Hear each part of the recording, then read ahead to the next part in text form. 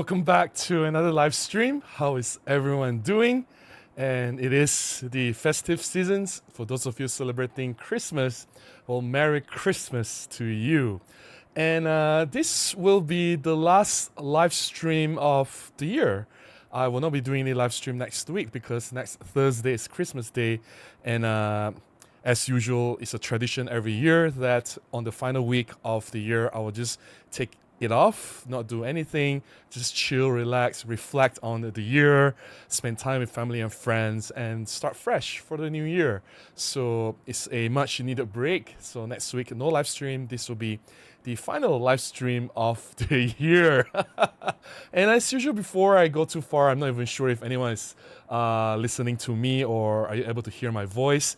Just want to make sure that the stream is working fine. You can see the video feed and you can hear the audio okay. Is the microphone working? Is there any echo or is there any distortion or any problem? Let me know before we go too far.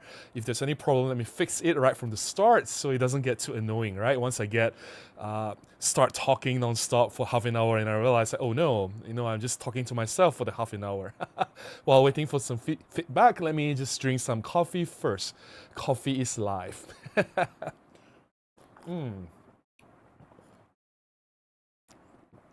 No feedback yet. Guys, if you are in the chat, let me know if you can see the video and audio. Make sure that they're okay. Thanks, Rich. Thanks, Rich. Thanks, Nick. And thanks, Jerry Hukari. All right. As usual, I'll say hi to people first. And if you're a member, your name will be highlighted in green and there's a star badge next to your name. I'll prioritize my response to members first, but I'll get to every single person. Don't worry.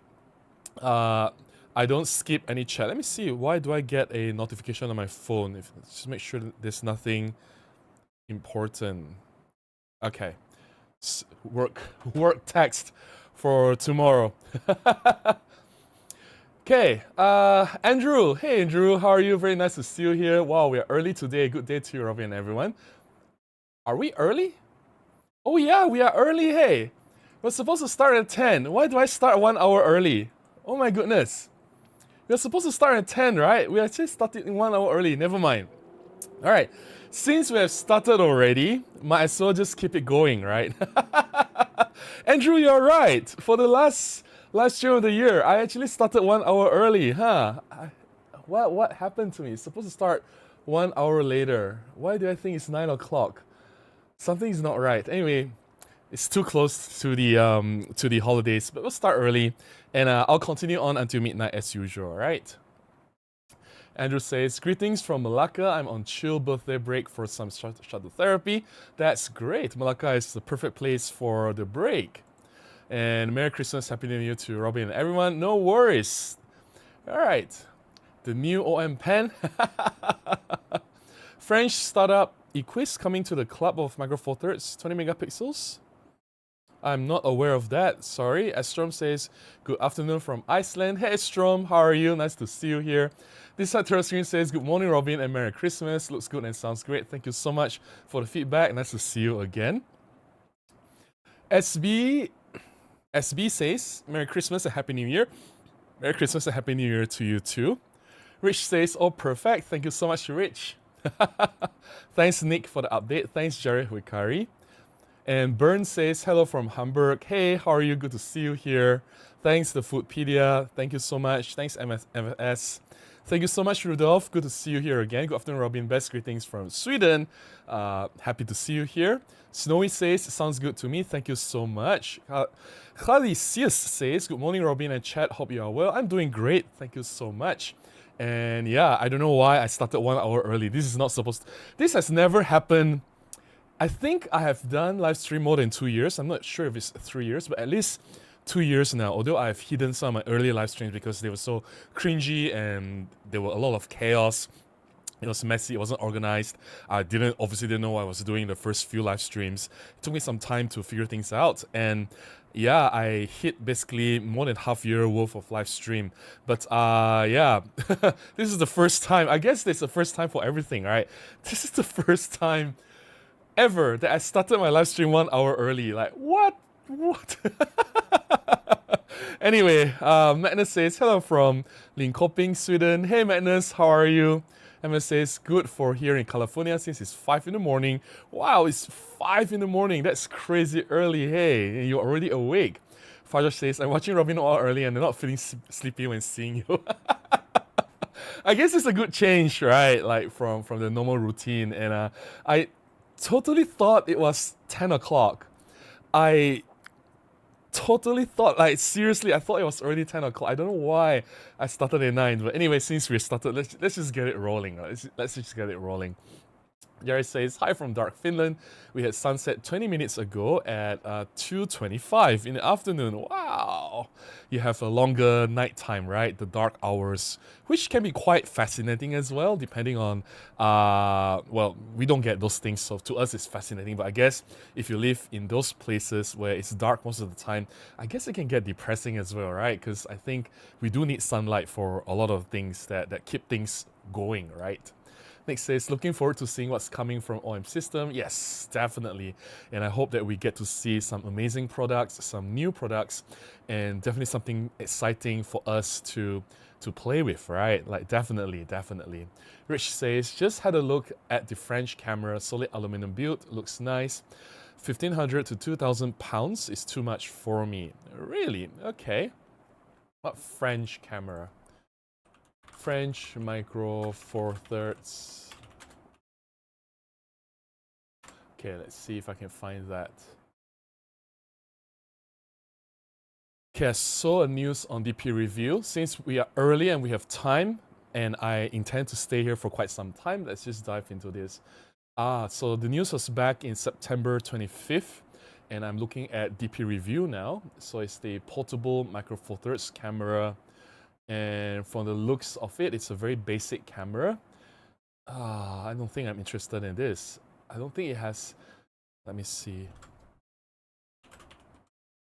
Okay, from the article, it doesn't say that it will have image stabilization or electronic viewfinder or a tilt screen. I think I'm so used to these things. Oh, it has a viewfinder built in. All right, that's cool. So it's a viewfinder built in. That's great. But it doesn't have a tilt screen, which I think is very important to me. And it only has a single dial, exposure compensation dial, ISO dial. Why do you need an ISO dial? That's completely useless to me. Exposure compensation dial, so I rather have the two dials to control the exposure values like shutter speed or aperture, right? So from the design point of view, it looks like it's going to fail, and it doesn't have like a hand gripping area, front and back. So the front is completely smooth, it's completely flat. That's not great for ergonomics. And at the back, at the thumb rest area, there's a wheel, which I think is clickable wheel, which is a bad idea because the place where you rest the thumb is for you to hook the camera. You're going to apply some force to it, and that's where you will turn the wheel accidentally or click that button accidentally, and you'll adjust settings that you don't want to adjust. I think ergonomically, the positions and arrangements of the buttons, the layout, it's a nightmare. I think whoever made this camera, I don't think they know what they're doing. I'm sorry, I'm just being honest here. So I don't like the ergonomics, I don't like the handling of the camera already, and I don't like that it doesn't have image stabilization. I don't like that it doesn't have tilt screen. So I'm sorry, for $1,500, like I'd rather get a, I don't know, Olympus EPL7 if I don't want a viewfinder, or an EM10 or EM1. Much lesser than $1,500, right? If you were to get those cameras, probably it'll just cost you $200, so $300 US. It's not going to cost you $1,500, and you have plenty of cash to spend on lenses and other accessories like spare batteries, memory cards, or camera bags. So I think this is a big miss. I don't think it's going to work. Yeah. Well, if you have too much money, you don't know how to spend, then maybe that's a great camera for you. James says, good morning from Philly. Hey James, how are you? I'm so sorry, James. I'm so sorry to everyone because I accidentally started the stream 1 hour earlier. I have no idea what happened. I seriously had no idea what happened. I thought it is already 10 o'clock. What went wrong? I seriously have no idea. Because I was finishing a TV series as well earlier, since we have time. I was watching Castle Rock. It's a TV series from a few years ago, based on Stephen King's work. So there were multiple novels they drew inspiration from. It was on the finale already. And I had to stop. towards the end of the episode because I thought, oh my goodness, I don't have time already. I have to finish watching this later.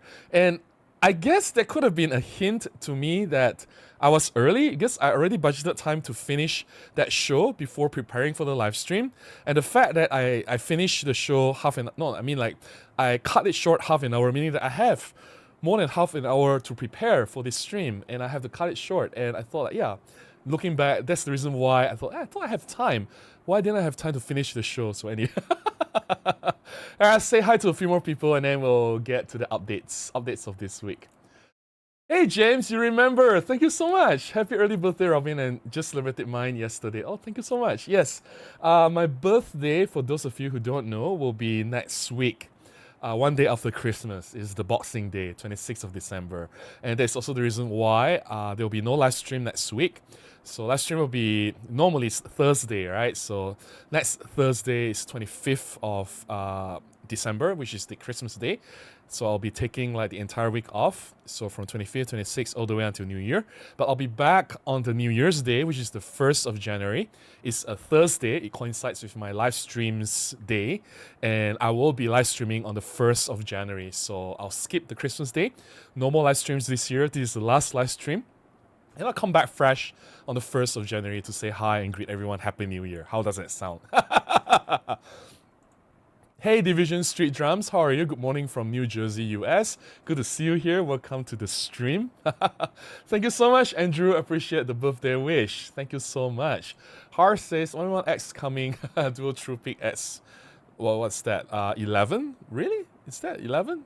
TruePix 11 and 27 megapixels. I'm hoping we have more than 27 megapixels. We need at least like 30, 33. That would be great. Yeah, we'll talk about the camera a little bit later, right? Let's say hi to a few more people, and then we'll start with the updates on what's happening in my life. Just a very short update.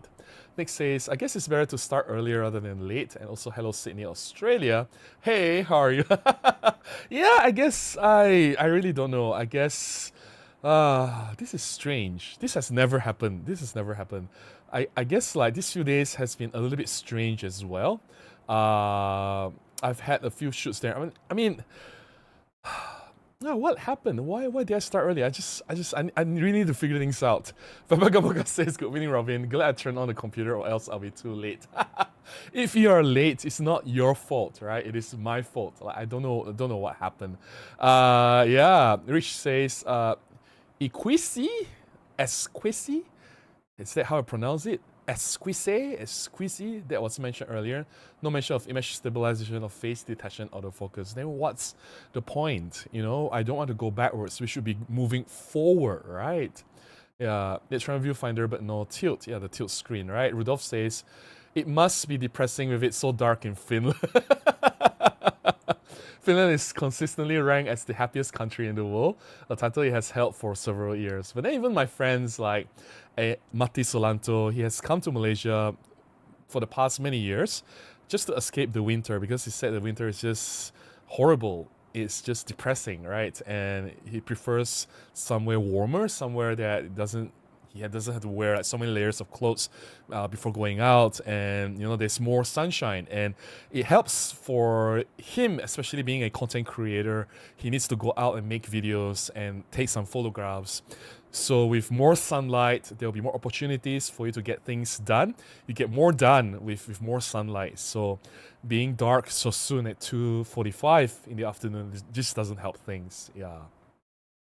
Rich says, smooth front of camera bodies is a mistake, like the S9. They try to make it pocketable, but the lens will stick out anyway, so you should have at least some grip. Yeah, I mean, just a little bit of bum. It doesn't hurt anyone, right? JTAC says, good morning, Robin. Good morning to you too. How are you? Rob Dido says, Merry Christmas from Australia. 29 degrees. Can't sleep. 29 degrees at night. Wow. Merry Christmas to you too. Yeah, I don't know. This, like I said, I don't know why I started this stream 1 hour early. What is everyone's lens of the week? Is there such thing as lens of the week? I use all my lenses all the time. Babagomoka says, advance happy birthday, Robin. Thank you so much, Babagomoka. I appreciate that. Rich says, I completely believe Robin being anywhere from late 20s to early 50s. I don't want to know though, he's just Robin. I will be turning 41 next Friday. right? 26 is next Friday. Let me just check the calendar. Yes, I'll be turning 41. I'm currently 40. Uh, I guess not a bad number. Not a bad number. I don't feel young anymore. I felt like I've lived 100 years. I don't know. I've done. I guess too many things have happened in my life, and I guess it's the same for everyone, right? Why am I just to speak for myself? But yeah, I just felt like I've lived a lot, and I've gone through a lot for being just 41. I felt, I don't know, 71 or something like that. Yeah. Jer says, Robin, good morning, good evening. Hey Jer, how are you? Good to see you here. All right, I caught up with the chat already.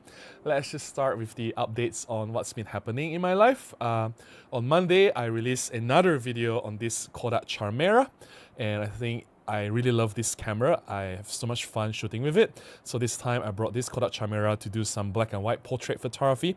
I was shooting my friend Lily, and everything is done in black and white, and I added some film grain effect in the photographs to make it look a little bit more organic, because I thought like the straight out of camera images were a little bit digital. It looks a bit plasticky, too smooth, too much aggressive noise reduction and sharpening happening, so they don't look natural. So with the added grain, it sort of like takes the edges off. It makes it a little bit more pleasing, more natural, organic looking. So yeah, that's one of the advice or tips that I can give you if you're shooting with this Kodak Charmera. The images, you can use some post-processing. It's not difficult. Any modern post-processing software will allow you to add a little bit of grain effect in your photographs to mimic the film grain. And that was on Monday. I have some friends who say, oh Robin, this Kodak Charmera is a one-time thing only. It's gonna be a waste, an e-waste. It's gonna be a problem with the landfill. People buy this because of trend. People buy this because of you know, all the influencers pushing this camera, saying nice things about it. It's like a viral thing. It's just a temporary hype. You buy it because it's so fun now, and after a while, you're just gonna put it aside and you're gonna touch it. I don't think so. I've had this for months, and I still bring it out almost everywhere I go to, and just take random snaps. Although I don't share these photographs with people, I don't share every single one of the photographs that I've taken, but it's just so fun that it's so small, so light, and it is definitely a conversation starter. Like if you have this, you bring it out to take photographs, it's gonna attract attention, right? People are gonna ask, what the hell is that? So you can start talking, and that's how you connect with people. I think it's a great conversation piece. And also in that video, instead of just talking about why this Kodak Charmera is so successful, and mind you, when I made my first video, not the one on Monday, the video that I did, I think in September when the camera just came out, I was the first few to do a review on the Kodak Charmera.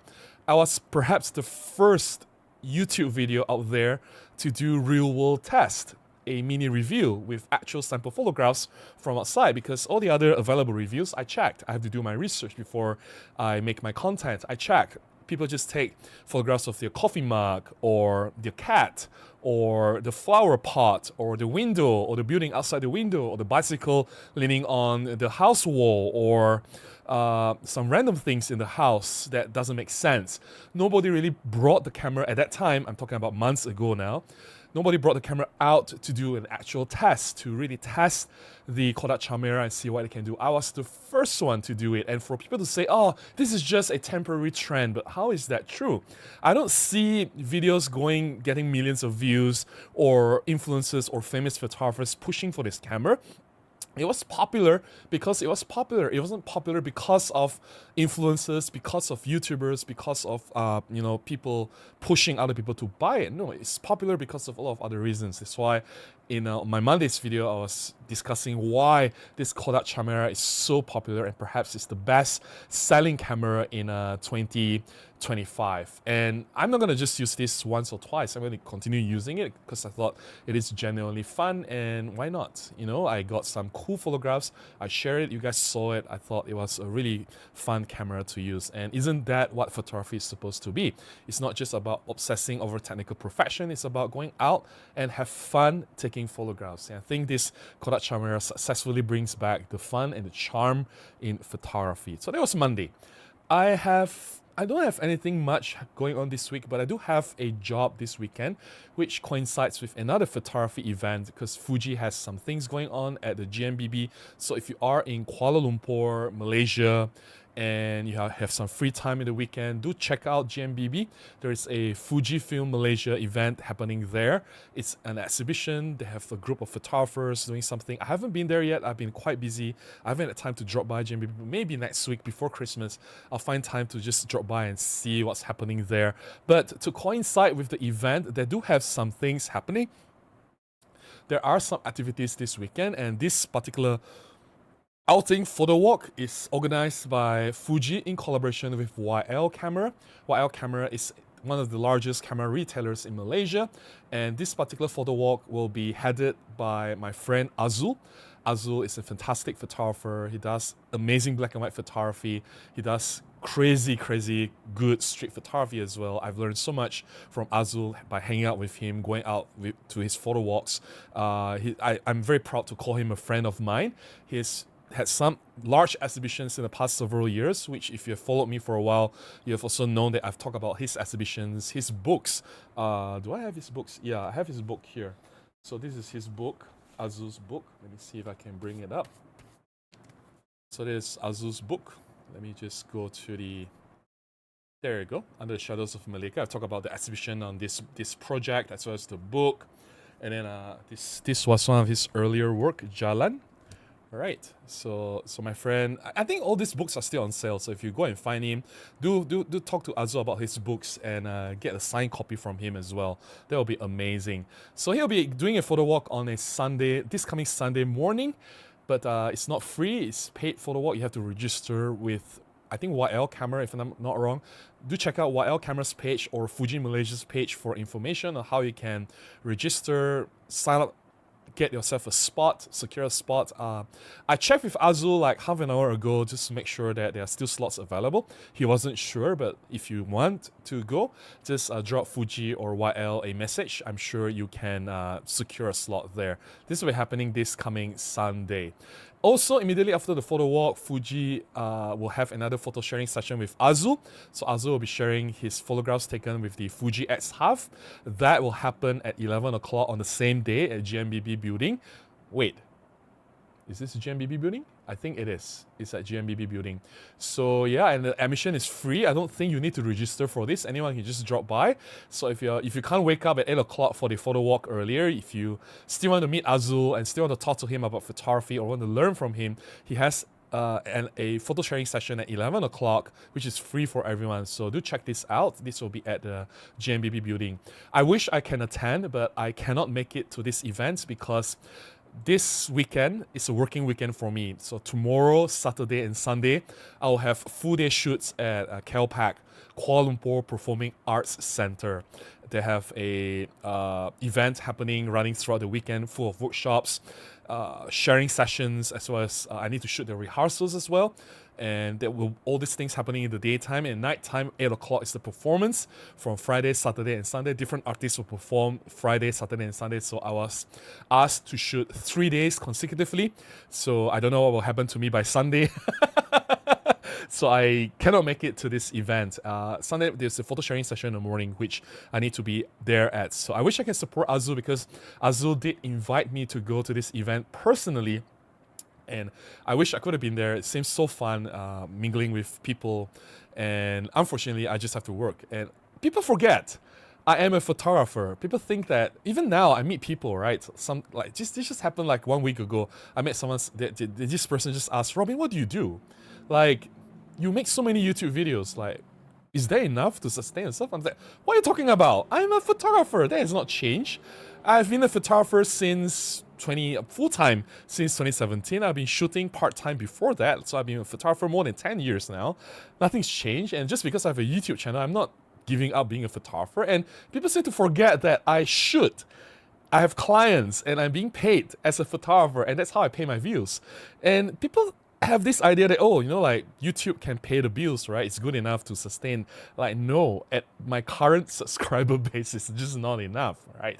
Maybe if I have like 1 million or 2 million subscribers and every video I'll get like 500,000 views or 200,000 views every video, and you know, like every live stream I get like $1,000 super chat. Of course I can sustain, right? Like I don't have that kind of base or viewership or that kind of support, right? I'm just a small creator and I have to work. And people forget that. So this will be working weekend for me. This is my last job for the year. So hopefully after Sunday, so it's tomorrow, Saturday and Sunday full day shoot. Hopefully I can finish everything up, all my editing by Christmas. So I intend to deliver everything by Wednesday, so that I have Christmas Day until the New Year free from everything, like no more jobs, nothing to bother me, no clients, no YouTube, nothing. But yeah, and also speaking of YouTube, as for those of you who just joined, I will not be doing a live stream next week. There's no live stream next week. This is the last live stream of the year. And the reason is because next Thursday, which is my normal live stream days, is the Christmas day.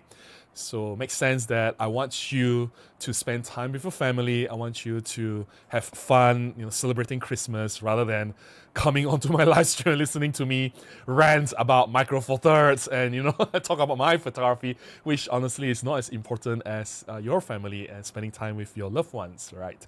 So Christmas is definitely a time. Even if you don't celebrate Christmas, it's a public holiday. I think everyone should do something meaningful, especially at the end of the year. So no live stream next week. I'll come back on New Year's Day, which is the following Thursday. It also coincides with my live stream day. So on the 1st of January, I'll come back fresh and I'll say Happy New Year to everyone. I think that sounds great, right? So yeah. Okay, one more thing. Let me just drink some coffee. I think I should get to the chat. I do have one more thing to do before we go to the topic, since I think I want to, if I can, I want to go live a little bit longer tonight because for those of you who have just joined, I don't know what happened. I started this stream 1 hour earlier.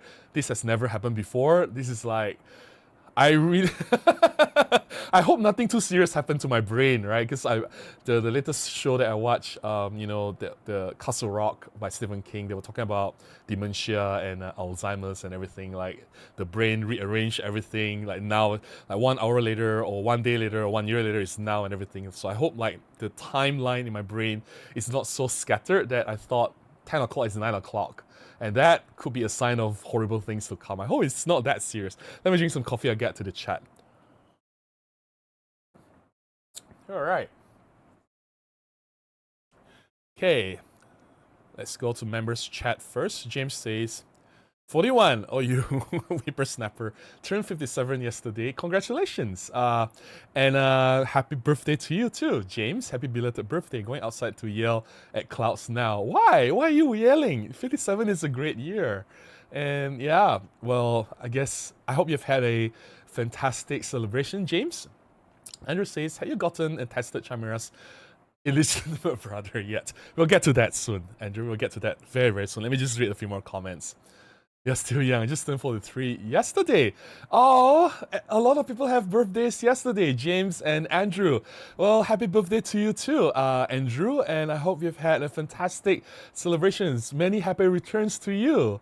Right, let's see. Let's get to the other chat. Jer says, winter is definitely wearing on me here in Chicago area. It's dark when I go to work and dark an hour after I get off. Limited opportunity for wildlife photography right now, unfortunately. No worries. I guess it allows you to maybe take a break. A break is not a bad thing for photography or any creative and artistic pursuits. And maybe it also allows you to explore other things or try and do other things, right? Also, maybe like pick up a different genre of photography that is not dependent on the weather, something you can do indoors. I think photography is a very open-ended thing. If you just have to be open-minded enough to try and experiment with different things, and it can be very fulfilling as well. You don't have to just stick with one genre, but if you want to, it's also not wrong. I understand some people, they get into photography for some very specific reasons or purposes, and that's perfectly fine. And I guess it's time to take a break, and a break is definitely good, because if you don't take a break, then it will definitely break you, right? That's how things go, whether you are doing photography or writing or singing or anything, right? So you definitely need a break. Benjamin says, happy holidays, Robin. Wait to see your smiling face in the morning. Happy holidays to you too, Benjamin, and thanks for being here. Nice to see you here. Elias says, "Hi Robin, I saw you in LRT from KL Central to Bansara like 4 months ago. It must be a Wednesday, right? I didn't get to say hi because it was a short trip for you. I didn't want to disturb you. It must be a Wednesday. I think at that time, it wasn't Bangsar. I think I got off, if it's 4 months, it's been 4 months. So there were two possible locations. One is I got off at Abdullah Hukum, which is Mid Valley. I got off of Mid Valley because I do have friends working there, and I catch up with some of my friends on Wednesdays, sometimes lunch, sometimes dinner. And one of my street photography friends, Amir, so I catch up with him. And I have another good friend, Jason, is also working there. Or it could be at KL Gateway, because another friend working there as well. So sometimes I go there to catch up with him. So what I do is I'll bring my laptop, I'll go there, I'll sit down in a cafe, work for a few hours, and then wait for the office hours to end, and then we'll go and catch dinner. So that's possibly what happened. And while I was at the cafe, that's how I put up my video online for everyone and reply your comments and draft up ideas, do research for new content, put everything together and make sure everything is tight and organized, right? Those require a lot of work. People don't realize that making YouTube videos is not just about making video and publishing them and just forget about them, right? There are a lot of work that you need to do before and after you publish the video, right? You need to reply to the comments, make sure everything is okay, tidy up everything, right? Oops, I thought we resolved this issue. The video feed went blank again. Oh my goodness, I hope this is not going to be serious. We are half an hour in, and it happened one time. I hope it's just one time problem. Because I restarted the PC and I have pulled out the USB connector of the capture card and put it back in. And there are no other ways to fix this unless I buy a new capture card. So if this keeps happening again, I think I may need to buy a new capture card. Let's just see, because it's already half an hour, it only happened once, right? You guys saw that, right? The blink, just 1 second, the video feed got cut off. So hopefully nothing too serious. So anyway, Faraj says, I hope 2026 there are lenses multi-mount like Siri did for the lenses available for multi-mount one lens for many mount changeable easily for a Siri version. I don't think they'll do it for Micro Four Thirds until Micro Four Thirds sell more cameras in the market. If the market share is too small, they're not gonna do anything for Micro Four Thirds, right? John says, I think everyone needs a new Pan-F. But then again, I was not a fan of Pan-F in the first place, right? I'm not being secretive about this. I've been very honest all the time. I acknowledge that Pan-F is popular and a lot of people love Pan-F for its design because it does look very nice. The rangefinder, the EVF at the side, the flat top, looks really cool with some manual dials there and here. I just prefer the OMD design. It's more functional. It looks better for me at least. I don't find Pan-F looking great. I prefer the design of a DSLR. I don't like a rectangular looking thing. You know, DSLR at least has a shape and it has a beefy grip, has dual dial, everything. Like the viewfinder is in the middle, is aligned with the lens. So I don't feel like a little bit disoriented when I look at the viewfinder, it's all the way to the side. So I'm not saying there's a right or wrong, it's just my personal preference. I was never a fan of Pan-F in the first place. Even my review on Pan-F was not glowing. People say, oh Robin, when you were the Olympus ambassador, you say all the nice things about Olympus, and now when you're not ambassador anymore, you say all the bad things. Like, that's not true. If you really look back at the things that I said about Olympus when I worked for them, and then when I was ambassador, I did not say all positive things. I have always been very honest. If there are things that I don't like about the camera or lens, I will say it. I will say it, right? And Pan-F was one of those cameras that I never fell in love with. So, Rich says, my 10-year-old daughter has one coming for Christmas. I'm guessing you're talking about Charmera, right? She wanted one as soon as she saw it in your video. Oh my goodness, she watches my video?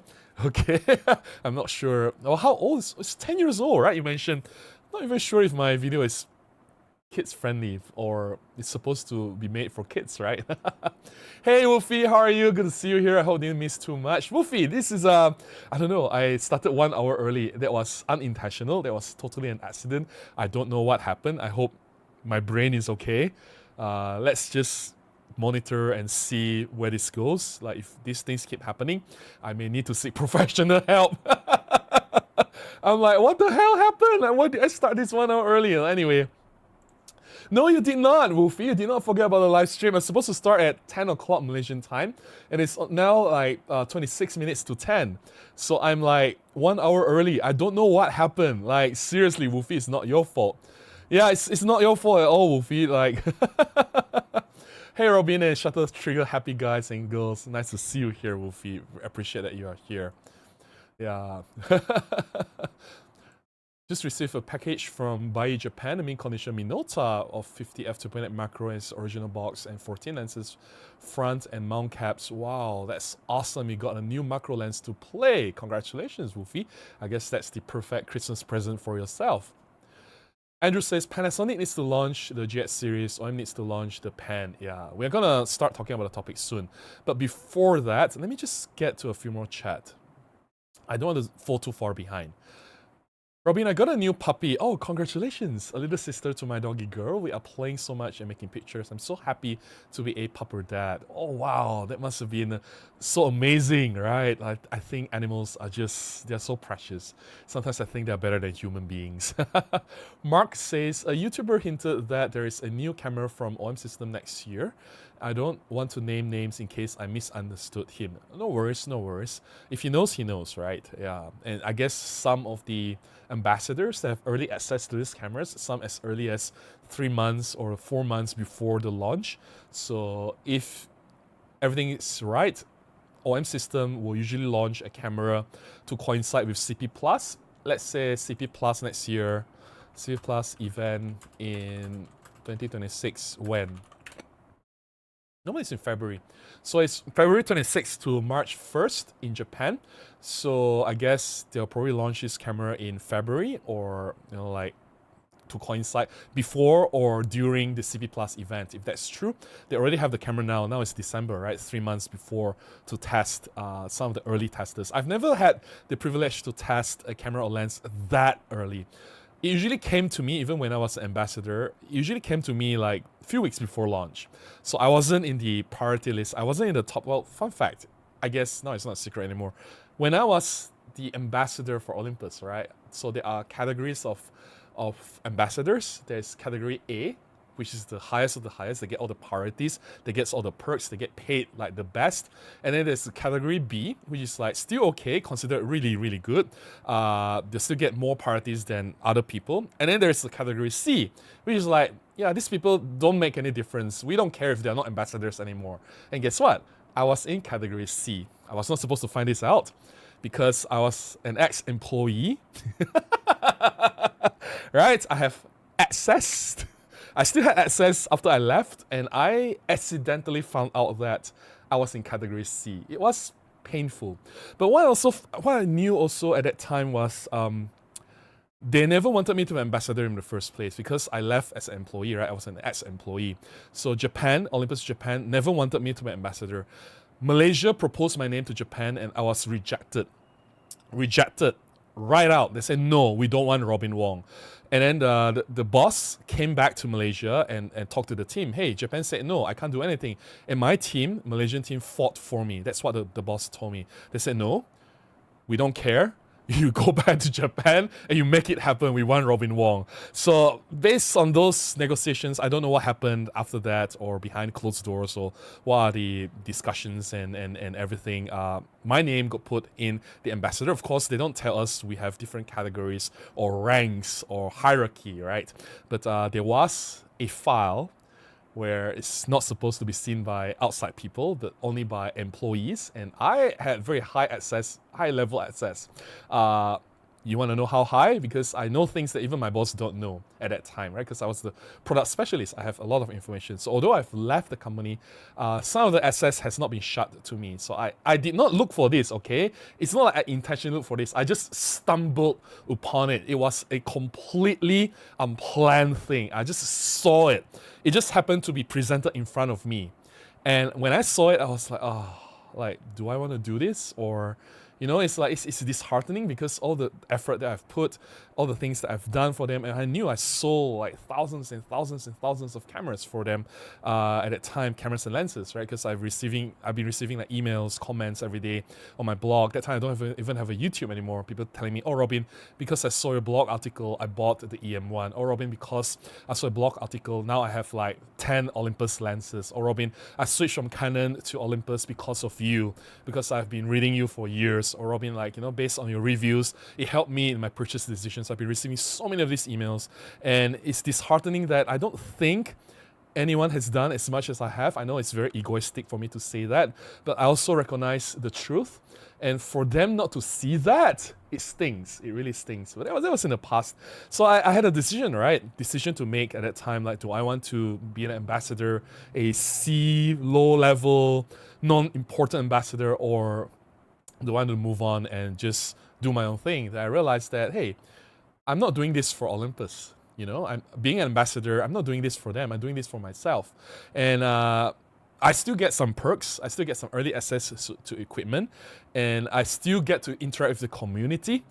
And that's what I treasure most. I want to be able to do my part, and I believe at that time, being an ambassador, it helps me. It helps me to bring my voice out to the greater community, and it helped. And I had the best of times. I just look at the situation, I figure out what works for me, and I took it, right? So that was then. So yeah, I was never an important person to begin with. It's just a peanut from Malaysia. So anyway, Rowan Catcher says, "I'm late, though it was starting at 10. It's supposed to start at 10, Rowan Capture. That's why we are sort of like having a slow talk for tonight. Things are rolling a little bit slower than usual. I'm so sorry. I don't know what happened. I don't know why I started early. Like, for those who have just joined, seriously, we are supposed to start. We are not supposed to start yet. We're supposed to start in 20 minutes. But I thought when you hit 9, it's already 10. Like, seriously, the timeline in my brain has been rearranged somehow. Division Street Drum says, "I judge a lens by the cat photos you show. I look for the detail in the cat fur." I do that as well, right? I find a random street cat and just go close up and take a photograph and see how sharp the lens is. Yeah.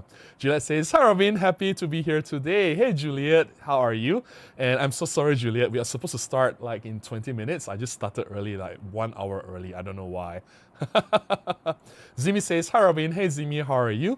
Uvi says, "I struggle a lot in the winter with photography because of the weather and limited light. I want to try this year indoor macro. I'm starting with butterfly wings and rocks. I gave half a cut geode. A half cut geode. Okay. I guess like macro is fine because you use your own light, whether it's from LED light or flash. I use flash, so it doesn't really matter whether it's good lighting or not. So I guess macro is one of those photography genres that they don't really depend on lighting. Yeah. Carl says, "Season's greetings, Robin. Happy holidays to you too." This side towards screen says, 2026, hopefully we get a digital version of Olympus Trip 35, a camera with a fixed 40 lens and a micro four thread sensor, flip off screen, and electronic viewfinder. That would be a dream, right? We talked about this before in one of my previous live streams, like what's the new camera going to be, an Olympus Trip 35 or something similar to it, but then it turns out to be OM3, which is not a bad camera, just that I think it would have been a lot more popular if it was an Olympus Trip, as you have suggested. Yeah, very good. Very solid suggestion there. R says, "System not happy with you starting early, cutting into off hours." Has the OM system ever published a roadmap for camera bodies in the same way as the lens roadmap? No. They have never done that, but they've only done it. Even like recently, the roadmap has been like empty, right? There's nothing new coming soon. Like, they don't hint on anything coming, so that was a bit worrying as well. John says, "A digital SA with micro four thread sensor, 17 lens, and totally pocketable in a pair of jeans." Well, here's the thing, right? Like, I also wish that they do compact cameras, but a lot of people have interviewed OM Digital Solutions over the 1 or 2 years period, whether it's DP Review or Petapixel or Digital Camera Magazine. A lot of like those big camera sites or media, they've interviewed OM Digital Solutions, and the official rep or the people, whoever they are at the events, answering these interviews, they always say the same thing. We are not going to make compact cameras. That is never in our plan and it will never happen. That has always been a clear answer, right? So I guess they also said that we have no plans or we don't even know what to do with Olympus Pen, right? But compact cameras and pen are different things because pen is an existing product with interchangeable lens camera, whereas they've given up on compact cameras altogether. So they've always said that we have never had any plans on doing compact cameras, and I don't think that's going to change anytime soon. Yeah. Zimi says, I'm glad the winter here is still relatively warm. I'm motivated to go out if I can. My used EM1 Mark II broke. Oh, so sorry. The OM sent me the OM1 Mark II as a replacement. I couldn't believe it. Wow. That is fantastic. I should break my EM1 Mark II, hey, and ask for an OM1 Mark II. I think that's too much to ask for. Boga says, your brain is fine, just enter the twilight zone. I hope that's true, eh? I'm a bit worried now, because like, you know, after you've come to a certain age and you start to worry about more things in your body, right? Anything can go wrong anytime, and you know, like things like this make you question like, hey, is there something wrong with me? Zimi says, I love the old Minolta lenses. They are pretty awesome. Hey, wow, how do I pronounce this? Disana Eriksson. Is that how I pronounce your name? Disana Eriksson says, your brain is okay, you're just happy to see us. Yes, I'm very happy to see you guys. Which says, I was watching the video, she was in the room, I don't think any of your videos have anything unsuitable for kids. Thank you, I appreciate it. I try my best, because I just talk about photography, right? Like, and also like, I'm surprised, a 10 years old girl will be watching. I would think I'll be. I don't think I'm interesting enough for kids to listen. You get what I mean? Like I don't have the, you know, like very friendly or kid-friendly voice or something that can hook them or just to get their attention, retain their attention for a long period of time, right? As Vida says, any kind of low-end camera will help. For example, the EPL7 and wants to buy something new, but all you can have is second-hand market EPL9 or EPL10. You can just find a second-hand EPL7 as well, right? Not a problem. Yeah, 40-150, Roy Catcher says, my 40-150 really proved itself the other day. I definitely think my old one was a bad batch. This one is way better, no purple fringing, way sharper and more contrast. That's amazing. You got a new 40-150? I guess it's the R version. F4 to 5.6. It is a fantastic lens. I've made so many videos about that lens. Division Street Drum says, I think OIM system is missing out on some genres of photography. I use micro four thirds for motorsports. They seem to just focus on adventure and wildlife, but there are so many genres out there. That is true. I think being so narrowly focused on wildlife did not do them good. I hope that they realize this soon and start to change the way they market their products. I think they are missing out on a lot of things because they're not the only wildlife player out there. And if you look at other wildlife photographers, they're not using OIM system. They're happy with the Sony, Canon, Nikon, right? And all the new promo videos from Sony, Canon, Nikon, they also feature wildlife elements. So, you know, if you want to fight on the big boys, I don't think you're going to win. That's where you get buried, right? Andrew says, Yashica came out with the new cameras, toy camera, wake up Panasonic. But Yashica's camera has like tiny sensor, which I'm not a fan of, and the autofocus sucks, and the image quality sucks, and it's so expensive, so no. James says, Robin, you are an important ambassador. My wife knows when she hears your voice on YouTube that I'm off for shuttle therapy and possibly camera retail therapy. Oh no! But I'll never admit to the latter. Yeah, I thank you for that. I appreciate that. I want to think that I did a good job, and I want to think that I've done the best I can. I've always put my best foot forward. I shared as much as I can to the community, and yeah, and I'm quite proud of what I'm doing, what I'm doing here on this YouTube channel or my blog or in the community in general. So that's not going to stop, right? Because you guys are still here, and I still continue sharing as much as I can. I'm still shooting. So everything is active, and I'll continue to do so for a long period of time. So nothing is going to change, right? All right, let's put a pause here. There's one thing I want to do before. Yeah, tonight's topic is just an open-ended topic anyway. Anyone can just chime in and start talking about it. You don't have to wait for me. But Andrew was right to ask about the Charmera knockoff or a clone. And if you guys are not aware, Kodak Charmera has a sort of like a fake version or the clone version, which is cheaper made by China, of course. Kodak Camera was made in China, so it's another China company making a clone product. And you don't even need to go through the blind box concept, right? You can just buy and choose whatever color that you want. Mine arrived today in this package. I'm not going to show you the front because that's where my details are. And I thought it would be fun to just unbox this, or I'm not even sure if there's a box. There is a box inside, but I don't know what box it is. Perhaps once I open, everything's open already. So I thought I would just want to open this in front of everyone, right? Let's open this clone Kodak camera together. I thought it would be fun. Right, I'm gonna rip this open. All right. There it is. So I bought myself the yellow one, if you can see that, the yellow version. So that's the box. All right. So the name of this clone, I'm just gonna throw this away. The name of this clone is G6 thumb camera. You can see it on the box, label on the box here. G6 thumb camera. Let me see, bring it closer. All right, let's open it. Let's open it. Yeah, it's not sealed, by the way. Okay, what do we have here? Oh. Okay, so there's nothing else in the box. It's empty. Just gonna put the box to the side, and oop. All right, so that's the yellow version of the G6 thumb camera, the Kodak Camera clone.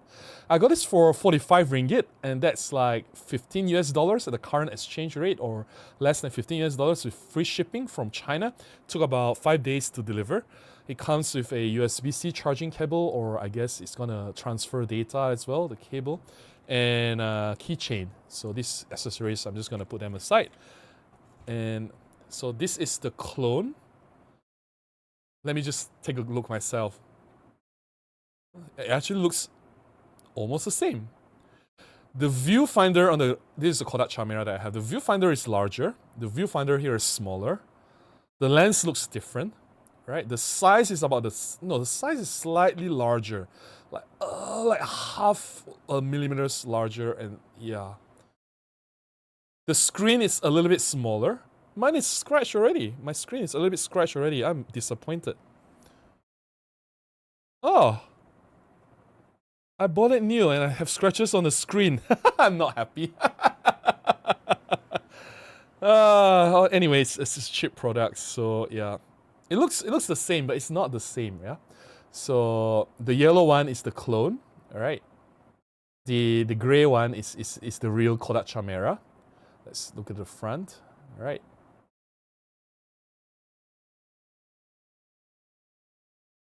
Let me just adjust the light so I can go a bit closer. See if I can go adjust the light. All right.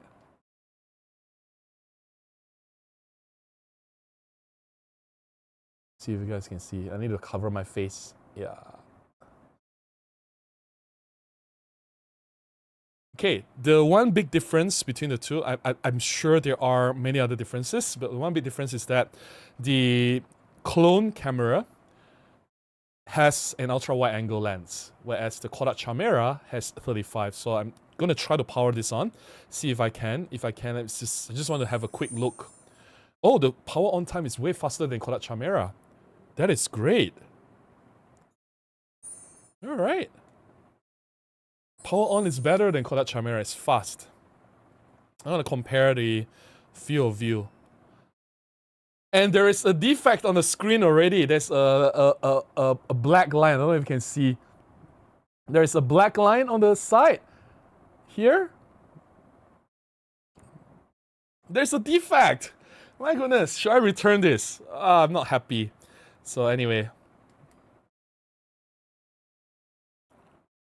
Okay, it is wide angle. No, I think the angle is about the same. It's not wide angle. It's about, perhaps it's very close. It's about the same. It's about the same. It's not ultra wide. I thought it was an ultra wide angle lens, but it's about the same. It seems that even the Kodak camera is wider. So this may not be 35. This may be 40 millimeters lens. But the lens, the aspect ratio of the image is longer, which is strange. But yeah. I'm disappointed. My camera has a defect. The screen is there's one black line. I don't know if you can see that black line there. You can see the black line at the side. Oh, anyway, let me play with the camera first. See if it's worth making a comparison or a content about it. I'll definitely bring it out to shoot just a little bit and see if it's worth my time to even talk about it, right?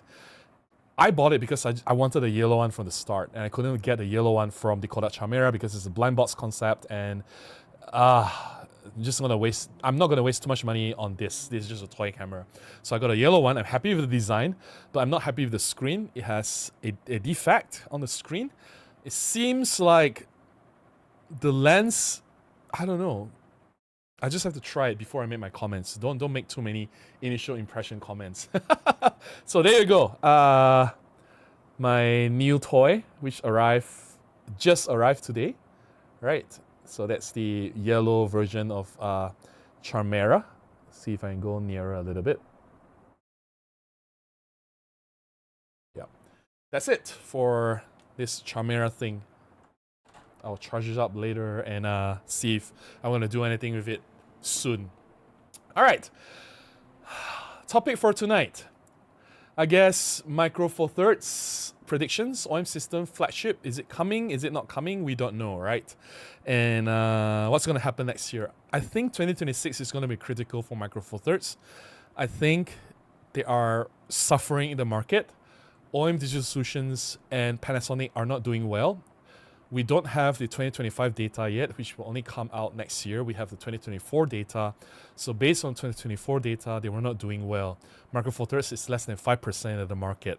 I think OIM system is about 2-point-something%, and then Panasonic is like 3-point-something%. And Panasonic's number is a combination of L mount, full frame, plus Micro Four Thirds. So meaning that if you take that away, if you just count Micro Four Thirds, is perhaps less than 5% overall in the market, and that's very poor. I don't think we are doing better in the year 2025 because, number one, Panasonic did not launch any new products at all in 2025. All right, yeah, we have some nice products from OIM Digital Solutions. We have the OIM 3, OIM 5 Mark II, which can bring in some sales. We also have some new lenses as well. So I think in terms of profit, in terms of revenue, I think OIM Digital Solutions is doing quite okay. But I'm very worried for Panasonic. It seems like they did nothing for Micro Four Thirds. Even their full frame L-mount Alliance, I don't think it's doing well. So I think it's easy to predict that there will be a sharp decline in terms of market share and revenue for Panasonic this year. What they've accumulated this year is not going to look good for Panasonic. Whereas for OIM system, I think they're going to be okay. They are not going to be like doing super well or anything. I think they'll still probably be making a loss. They're still in the reds.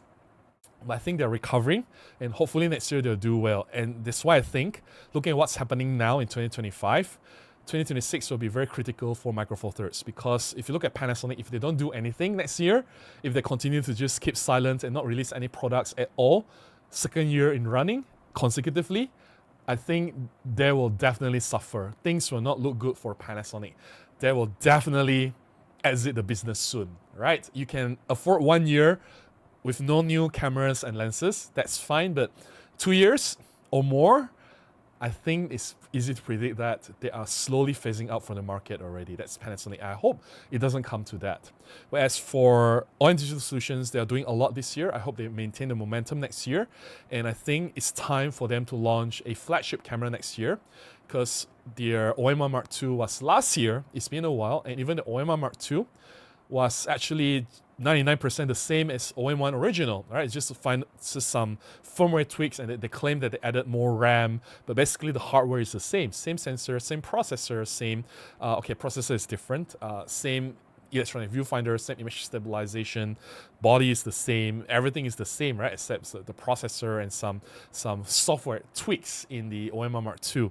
So if they continue to do this, I don't think it's going to do them it's not going to help their business. So I think it's time for them to update next year in 2026 with a successor.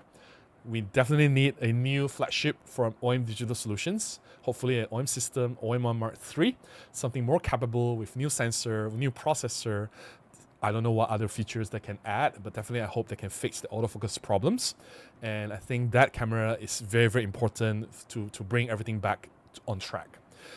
What else they can do? Some lenses there and here. Maybe some of the prime lenses can be updated with wider ceiling. 45 1.8 definitely.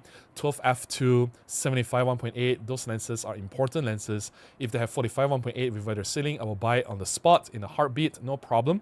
Even 75 1.8, I may get it if it's wider sealed.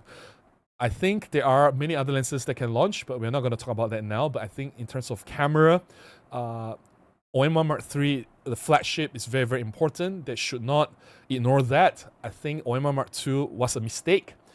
OM1 was great. I'm not saying that it's perfect. I have my own complaints. It's just that I think OM1 Mark II, they should have waited a bit longer and added in more features and improvements compared to what they're just released in the OM1 Mark II. Is like just a minor refresh, right? Why you call it a Mark II? If they have called it OM1S, and mention that this is just a minor upgrade or minor update, that's fine. Nobody's gonna give them a hard time. But they put a Mark II because based on the history of Olympus, from Mark 1 to Mark 2, it's a significant jump, right? From EM1 to EM1 Mark 2, that's a massive jump. From EM5 to EM5 Mark 2, that's a massive jump, right?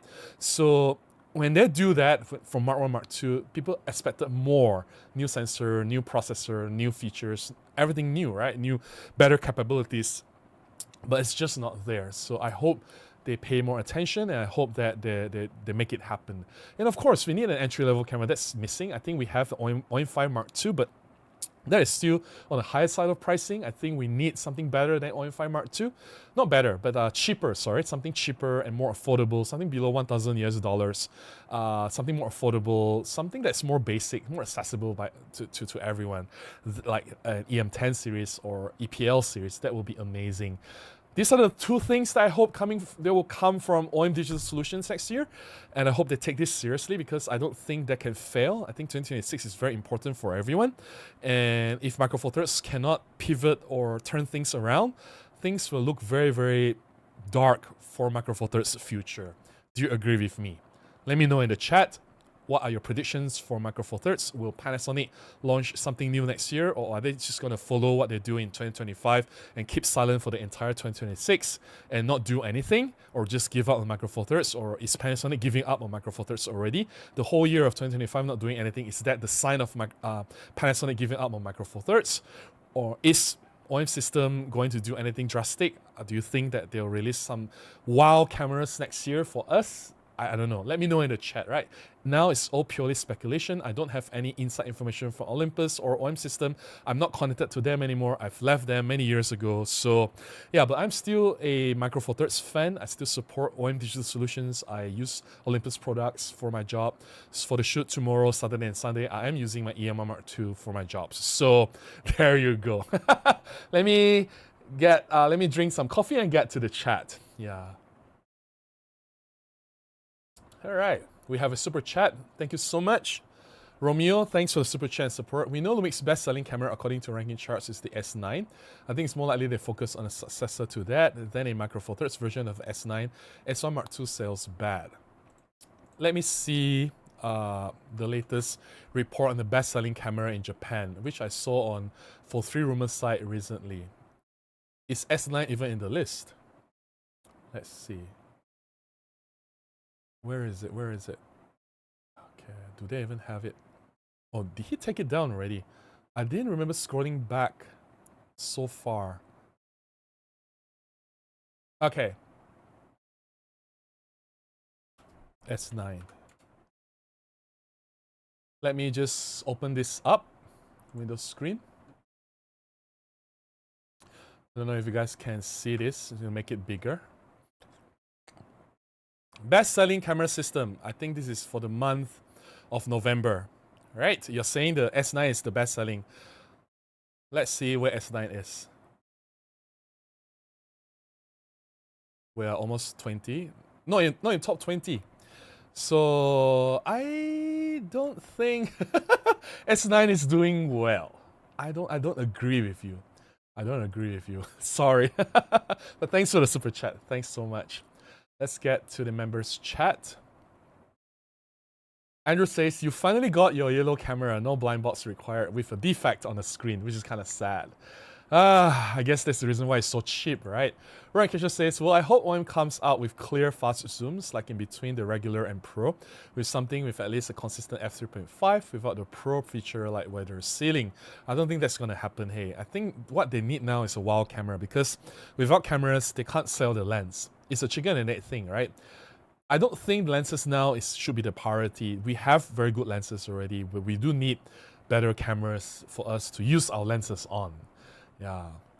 America just says, a lot of influencers are trying Micro Four Thirds now and getting impressed, and some are switching, so I think things are looking up. I don't see them, a lot of them are trying just for the sake of making content. Don't listen to many of these influencers. They're like, oh, this EM1 Mark II, or oh, this OM1 is such an amazing camera. And then like 3 weeks later, Sony A7 Mark V is the best camera ever. Alright? And then like 3 weeks later, oh, I dumped my Sony A7 Mark V. The Canon R6 Mark III is the best camera ever. Don't you see this is what happens to a lot of these influencers? They switch. If they can switch for something else to OM system or Micro Four Thirds, they can easily switch away after that, right?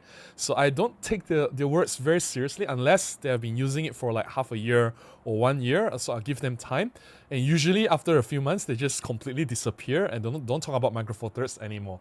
There are so many examples of such influences, and I don't think they contribute to the general acceptance or general brand awareness of Micro Four Thirds. I don't think so. And I think they do more harm than good, right? What does it say about people just trying the camera and it's just a flavor of the month, and after that, they just dump it away and say, oh, it's not good enough anymore. Gillette says, I feel confident that OM system will come up with something to address the need or desire for a smaller camera with better sensor. Panasonic seems to have their heads in the sand. I hope OM system will listen to the market, because they keep saying that, oh, we're not going to do anything with compact camera. We're not doing compact camera. That's their consistent answer all the time. Like every time some interviews are happening, the answer has always been consistent, right? I hope they are wrong.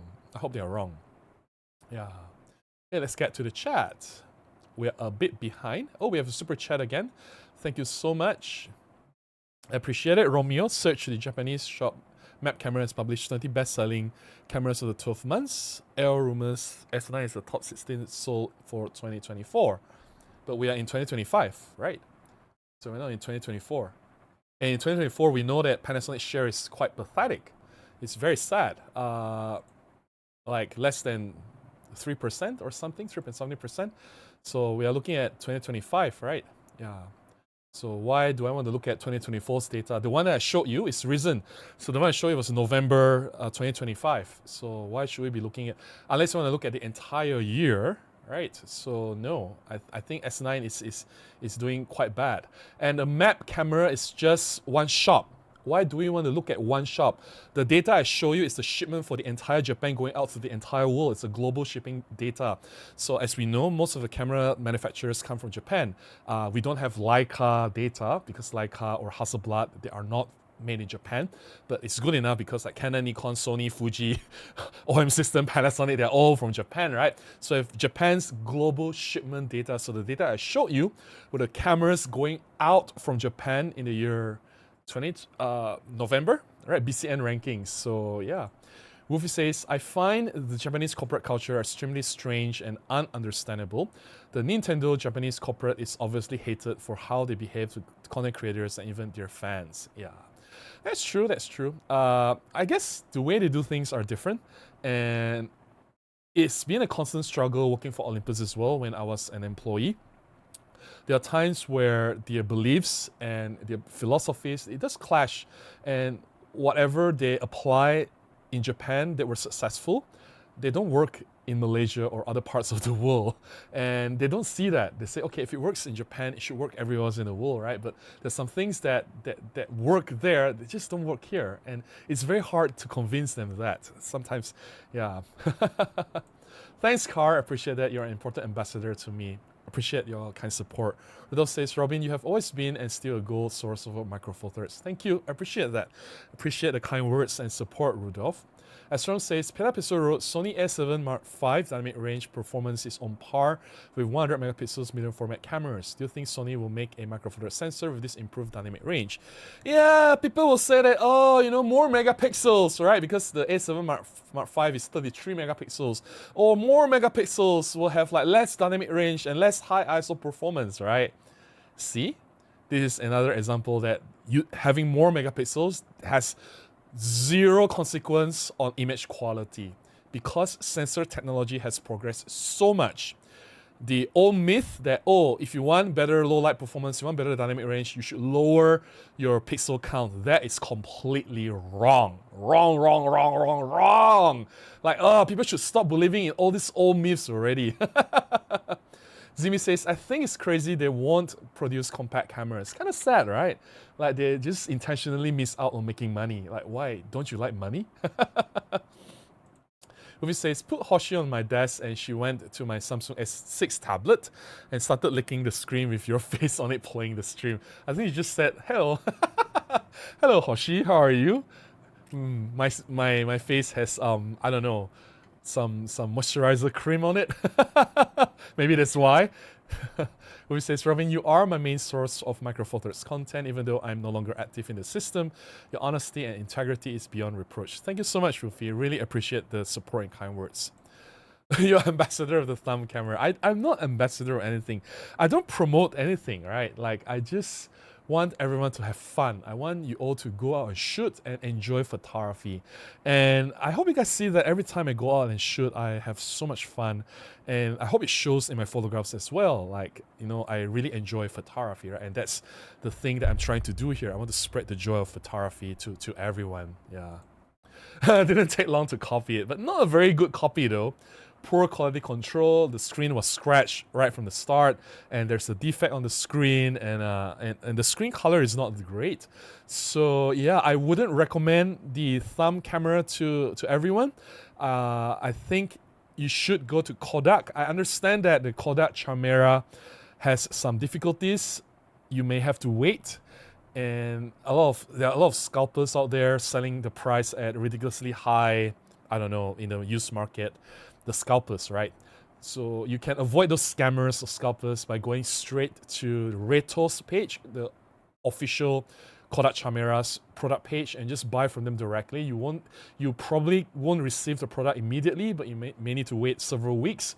But I think it's worth it. I mean, it's just a toy camera. You can wait a little bit, right? And it's $29. They have not risen the price yet. It's still at $29 US. So yeah. Romeo says, say Panasonic only released one new Micro Four Thirds camera, what would you prefer? GM5 Mark II? Or maybe a new GX series camera, GX10. Yeah. Carl says, my OM1 sometimes struggles with autofocusing on birds. There doesn't seem to be much consensus in reviews about whether subject detection for stills is significantly better. Is it worth upgrading? That's the thing. If you have an OM1 Mark II is basically the same. Trust me, I've tested, right? I probably will not be the best person to talk to about bird autofocus because I don't shoot birds a lot, but everything else, like human face and eye tracking and general autofocus is basically the same. Yeah, Wolfie says the screen is probably made of plastic plexiglass that is so easy to scratch. If you breathe on it, it gets damaged. Surprisingly, my Kodak Chimera screen is still pristine. There's still zero scratch on my original Kodak Chimera screen. And I just unboxed this, just got it out, and it's already scratched. I'm a bit disappointed with this. A bit disappointed. Maybe I won't be making a video on it. I mean, speaking of videos, my first Kodak Chimera video, which I did like months ago, did so well. And currently it's the best video for 2025. I think it's gotten more than 120,000 views, right? My average views are like 10 to 20,000 per video. So that's like 10 times my average views, which is fantastic. So I've launched the second video on Monday, and I think it's following the same pattern. The first few days, the views are so miserable because, as expected, most people watching this channel, you guys, are here for my Micro Four Thirds content. You're not here for the toy camera or Kodak Chimera or anything else. So the initial response to the Kodak Chimera video, the first and the second one, were really bad. It was so bad. But it'll take some time for YouTube to push out to a wider audience. In case you guys are not aware how YouTube algorithm works, when you publish a new video, the YouTube will push the video to your own audience first, your own subscribers base. If the subscribers base don't watch the video, if you guys don't click on my video and watch it, it will tell YouTube that this is a bad video and they will not push it out further. So less people will watch, right? So if I publish a new video and if you guys, my subscriber base, all watch my video, so it's gotten like very high number of views right from the start, the first hour or 2 hours or the first day, it has a lot of views. Then YouTube will say, oh, this is a fantastic video, let's push it wider. And that's a higher chance for the video to get even more views, right? So it's kind of sad because I'm trapped between making the videos that I want to make and making the videos to please the audience, because if the audience doesn't watch, like my current subscriber base, they don't watch my video, there's less chance for people outside to discover my video. And thankfully, the first Chamera video, YouTube still pushed it to a wider audience, and from there it picked up. After 1 or 2 weeks, then it started to go like 20, 30,000 views, and it slowly climbed until 120,000. It's still going strong now. I expect it within a few months it'll reach like 150,000, 200,000 views, and just keep going and going and going and going, right? The first video. So the second video, I think there'll be the same pattern. I don't think it will do as well as the first video. I don't think it will get 100,000 views, but easily, I think it can get easily tens of thousands of views. Minimum 10, 20,000, might be more, I don't know. Only time will tell. But currently, it's starting to push out to the wider audience from my current subscriber base, because obviously you guys are not interested in my Kodak Chamera video, which is kind of sad, right? Because I do want to make videos outside of just Micro Four Thirds content. I don't want to be just locked in within Micro Four Thirds. I'm not saying that I don't love it, but hey, like, come on, this is so fun, right? So because of that, I'm also very hesitant to make a content about this clone, because I know the third video will likely to fail. Well, very high likely to fail. But anyway, just me ranting on. Yeah. Okay, let's see. Division Street Drum says, I agree, we have amazing lenses, need a higher megapixel flagship or a SL. What is an SL? Roy and Catcher says, if they come out with the OMR Mark III and it has a 47 megapixel sensor and better autofocus, I will sell my kidney to get one. Bonus point if it has light up buttons. And while the light up buttons may sound like a joke, but I think it's a very important feature, especially if you are shooting in the dark and you need to find some buttons, because the camera has so many buttons. I can only remember the important dials and some important buttons like the playbait button and the menu button, right? The OK button, but there are so many shortcut buttons that I don't even know where they are in the dark. So if they can make them glow in the dark or like have backlit, that'll be amazing. Some Nikon cameras have them. I think it's a very cool feature to have. Useful as well, not just cool. Andrew says, I think even if OM were to bring back compact cameras like the SZ1 and the young generations would buy it, Canon vintage power shots are fetching crazy prices. Yeah, but then they said they are not going to make it, right? That's the sad thing. Like, I don't understand why. There's clearly a high demand for it, but they just keep saying, no, no, no, we are not making it. I'm sure you've seen these interviews as well, right, Andrew? I'm not the only one reading these interviews, right? Am I the only one? Division Street Drum says, by the way, I really enjoy the other system stuff you do. I also use a Nikon full frame and enjoy that too. The member-only content is amazing. Thank you so much. I appreciate that. Juliet says, I can dream about the GM5 Mark II with a tilt screen, a new sensor, improved electronic viewfinder, and a slightly larger body, just under the size of the GX9.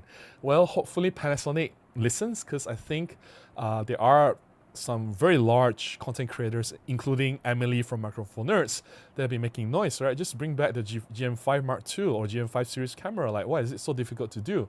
It makes sense to have that camera now, and I think it will sell very well. I'm not the only one saying this, right? Even Chris Nichols from Petapixel also said that GM5 was his most favorite camera ever. He loves that. And, you know, like from Chris from Petapixel, possibly the largest camera review in the market now, you know, in the internet now, and you know, like when Emily Micro Four Nerds said similar things, and even I'm echoing what they're saying, like, Panasonic, are you deaf? Like, seriously, are you deaf? Like, seriously? Andrew says, oh, Robin, my camera screen is scratched. Shouldn't have used it as a keychain. Yeah, I saw the scratches. You showed it to me. I remember that.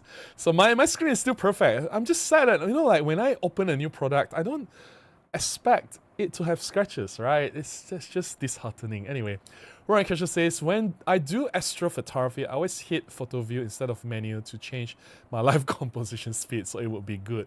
I know, right? And it's not like you do astrophotography all the time, right? It's not like everyday thing. So you also don't remember all these menus, right? So it helps when there's some visibility in the buttons, right? I totally get it. All right, let's get to the chat. Chat is lagging a little bit. Romeo says, LX100 Mark III with 25 megapixel sensor, G9 Mark III or GH7, the same sensor, S1 Mark II body, S9 body. But the thing is, like, will they do something? Because if they plan to do something with 4 micro four thirds, they wouldn't be silent for the entire year, right? They have been so silent for the whole year. 2025, nothing, zero, right? That's concerning, right? Zimi says, the camera will be perfect for my cat if she is ever interested in taking photos. Who says, I wonder if these kinds will put them on a doggy collar and set it to take pictures or videos of my ghosts running around from their own perspective. Just get a GoPro, right? Get a, not just GoPro, I mean any action camera from Insta360 or DJI, or the tiny ones, the new ones like DJI Nano or I don't know what else. There are so many of these tiny, like very, very, very small cameras that you can just clip on the collar or on top of the head so that you can run around and record videos. Those will be much better. We have a super chat, right? So my chat is freezing up. Okay, let me see if I can bring this up. Romeo says, thanks for the super chat, Romeo. I appreciate it. GM5 video from per episode hit 300k views. Obviously, a lot of people resonate with what they share, right? Okay. My chat is acting up. This side towards screen says the black line is the rule of third composition. I wish that's true. I wish that's true. It's just some dead pixels on the screen. Wolfie says it would have been more helpful if it was horizontal line to help with horizontal correction. No, it's not. You guys saw the line, right? Through the screen. It's, oh man. I wonder if Sigma is able to keep their word and come out with a serious camera that the CEO mentioned this year. In interviews, it will put a bit more like an L mount and competition to Panasonic. Yeah, they have the BF, and I think the BF is overpriced. Don't get me wrong, I think the BF is a fantastic camera. It's a brilliant concept, and I can totally get behind it, but at that price, I'd rather get like a Canon R6 Mark III or a Sony A7 Mark V or a Nikon Z6 Mark III. Any one of those, they're all about the same price as the Sigma BF, right? Yeah. Wolfie says, everyone praised they were blown away by how good autofocus was on the Sigma BF and thought that it could compete with Nikon and Canon as a serious professional camera. And Sigma has that amazing 500 f/5.6, but you're not going to attach that 500 on the Sigma BF because it has no grip and it has no image stabilization. As Mila says, they also need some long, fast lenses like 100 f1.8, 135 f1.8. But then again, like, even if you have those lenses, if they don't have good enough camera bodies to sell, those lenses will not move. So now I think instead of focusing on lenses, they need to start thinking about camera bodies. I think camera bodies are more important now, should be the priority compared to lenses. Yeah. Jerry says, OM should make some kind of lomography set for the Micro Four Thirds camera. People want to try something different. No, I don't think they're going to go into toy camera. That's not their brand. Hey, Siprash, how are you? Siprash is another fellow content creator who also did something with the Kodak camera not too long ago. OM1 Mark III is long overdue, and OM3 overlaps feature-wise too much with the OM1 Mark II. The OM Mark II is just a slight refresh from the OM1. I think we need a more significant jump or more upgrade compared to what we get from the OM1 Mark II, and it's time for them to do something more substantial next year, right? Luffy says, I think OM needs to adopt the partial stack sensor to upgrade the image quality but keep it at lower cost. It had been confirmed now that Panasonic S1 Mark II and Sony S7 Mark V dual gain partially stacked sensors can bring image quality improvement and the speed of readout, but less ridiculous price compared to fully stacked sensor. That's true. That's true. We'll see. But then again, OM1 is fully stacked, so we'll see. We'll see if they'll roll back the partially stacked sensor for lower level cameras. I don't think you want to sacrifice the fully stacked sensor on the OM1, OM1 Mark II, and the OM3, right? As far as says, most times camera companies make camera with backdated parts to finish their stock, just give a few new package with new firmware.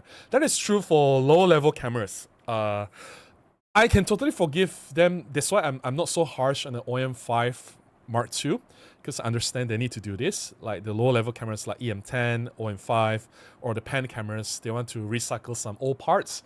That's fine, but they should not do this on the flagship camera. So the fact that they did this on the OM1 Mark II was a very big mistake. It was a huge mistake. And it shows that they're not really serious about what they're doing. Archon says, I think OM should also concentrate on firmware updates for the camera. That is true. It seems like they're the only company that's not doing firmware upgrades these days, right? Even Nikon and Sony, they are releasing very frequent firmware upgrades, especially Nikon. Nikon's been doing a great job recently, to show their dedication to customers and to boost their brand loyalty. Now, they could have done a bit more, right? Definitely. Hey Rippy, how are you? Roger in the Pro says, hi Robin, I got the yellow thumb camera as well. For information, the scratch surface on the screen is actually a removable plastic film. Okay. No. There's nothing to remove. Rippy. Try removing. There's nothing to remove. Okay, maybe there is. Let me try. See if I can destroy the... Oh, yeah. There is. Ah, okay. That makes sense. So I'm removing it now. Rippy is right. Okay. Okay, it's not scratched. That's better. But still, like, there's that one line, right? Which is kind of sad. Let me see if I can bring it out again. I don't know if you guys can see the line. Let me bring it closer. Can you see the black line? You guys can see the black line, right? It's quite bad. Anyway, let me turn it off. That cannot be fixed, Rippy. Roy Capture says, I'm looking at the Insta360 Go 3, but at the moment I use the MagSafe hot shoe mount with adapter case because I don't like iOS. I just use 0.6 on my phone and it works quite well. Yeah. Using your phone as a action camera, it works as well if you don't mind that kind of form factor, because I think the smaller action camera, the tiny ones, is just so much more convenient to strap on or to attach on different surfaces or different things, right? Like on your bike or on the car or on your helmet or anything, right?